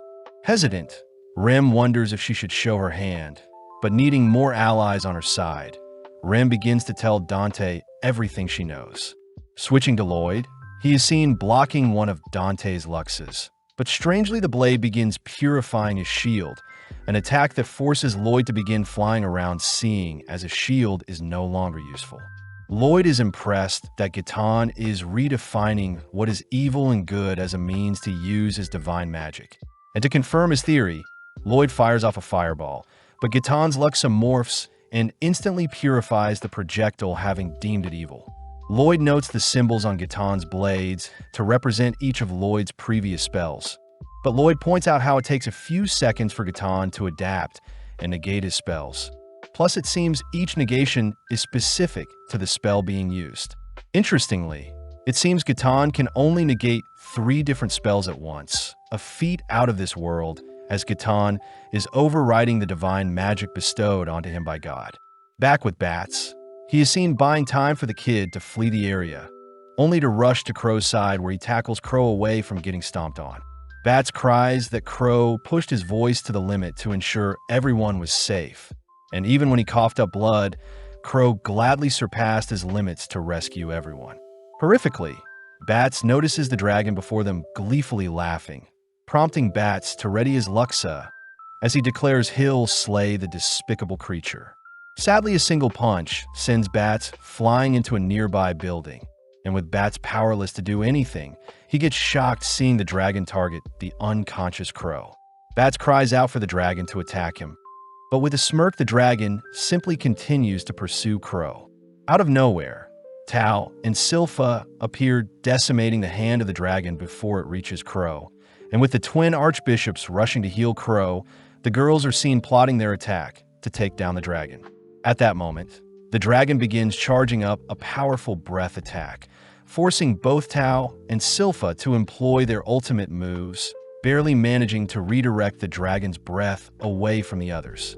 With Tao sustaining some damage from the attack, we see Bats realizing something, but sadly, it seems the bishops are now no longer able to heal Crow further. Switching to the dragon's perspective, we learn that it was raised to be a slave, and having realized that its master would always be stronger than it, it naturally heeded its master's will. It's revealed that Gisarm was actually the dragon's master, but when Gisarm mastered the ability to teleport, he eventually ended up disposing of his dragon slave. With nowhere to go and barely any life left, the dragon ended up meeting Gitan, who was curious if he could take on Gisarm. But Gitan admitted that although his purification magic will be extra effective against demons, it would still be a rough battle to waste his time on. From that day forth, Gitan took the dragon in and began converting it into a chimera using various monster parts. And when Gitan told the dragon of his master plan, Gitan mentioned that he didn't have much planned after his grand event. In the present, the dragon is seen having fun as it slaps around Silpha and Tao, and sadly, it seems Tao has lost consciousness. Seeing the dragon preparing to finish off Tao, Silpha rushes in to intercept the attack, and with Silpha attempting to hold back one of the dragon's palms, it simply crushes Silpha with another arm. Off to the side, Bats begs for the twin bishops to continue healing Crow, but the twins cry that it's helpless as Crow is long gone. In that moment, the dragon begins charging up another breath, and morbidly the gang realize that the dragon is aiming his attack at the town's shelter full of innocent civilians. The dragon seems to be taking joy hearing the humans cry and fight for their lives, and having swatted Tao and Bats away, the dragon laughs, ready to fire its beam attack at the shelter. With the gang calling out for anyone to help them, a sudden torrential punch halts the dragon's breath, an attack that manages to knock the dragon off its feet. Following up, Jiriel makes himself known by offering to take over the healing process, all whilst Grim is revealed to be the boy that has saved them. Pissed, Grim exudes a monstrous aura, demanding to know why the dragon has been acting so cocky, but fearing that the others may recognize him, Grim utters that he is an adventurer that goes by the name of Grimtaro. Grim does feel embarrassed seeing as he had to take on a human disguise so as to not scare everyone. But seeing and opening the dragon throws a punch towards Grim. Sadly, Grim's body is too sturdy for such a pathetic attack. With Jiriel promising to not let anyone pass away, Grim confirms that there are no other civilians in the surrounding area, allowing Grim to let loose as he rails the dragon before them. With the dragon spinning around, Grim follows up with a kick that shreds the dragon's body, and as Grim rams the dragon in the ground, he mentions how he heard the dragon's disgusting laugh earlier. Grim says he knows the dragon was most likely taken out from the underworld and made into a slave by a greater demon. And seeing as the dragon is shaking and quivering in fear, Grim gets pissed as he allows the dragon to leave. In the blink of an eye, the dragon leaps into the air only to begin charging up its beam breath. And seeing as this was the response Grim was looking for, he meets the dragon's conviction by opening up his second mouth. Immediately, Grim begins conjuring two simultaneous spells that begin to interweave, and with the dragon's breath being aimed directly at Grim, Grim counters with his own dual spell. In mere moments, Grim's potent spell decimates the beam and incinerates the dragon's body. And as the dragon's life flashes before its eyes, it remembers the moment when Gitan had offered everyone a Luma Maxima sphere to help take their own lives in case of emergencies to purify their souls before they pass. The gang were grateful for the escape plan, but when Gitan was asked why he would help them, Gitan simply mentioned that his decisions were all selfish ones. With his remaining life, the dragon suspects that Gitan was a nice guy after all, opting to not detonate his sphere as he wishes to thank Gitan in hell. As for Grim, he chooses to absorb the dragon's remaining life force, officially replenishing a portion of his power, but he is nowhere near Geesarm's nor Lloyd's level yet. As Jiriel joins him in the skies, he confirms that Crow will be okay, and seeing as everything on the ground has been dealt with, Grim and Jiriel declare they'll join up with Lloyd to witness the final showdown.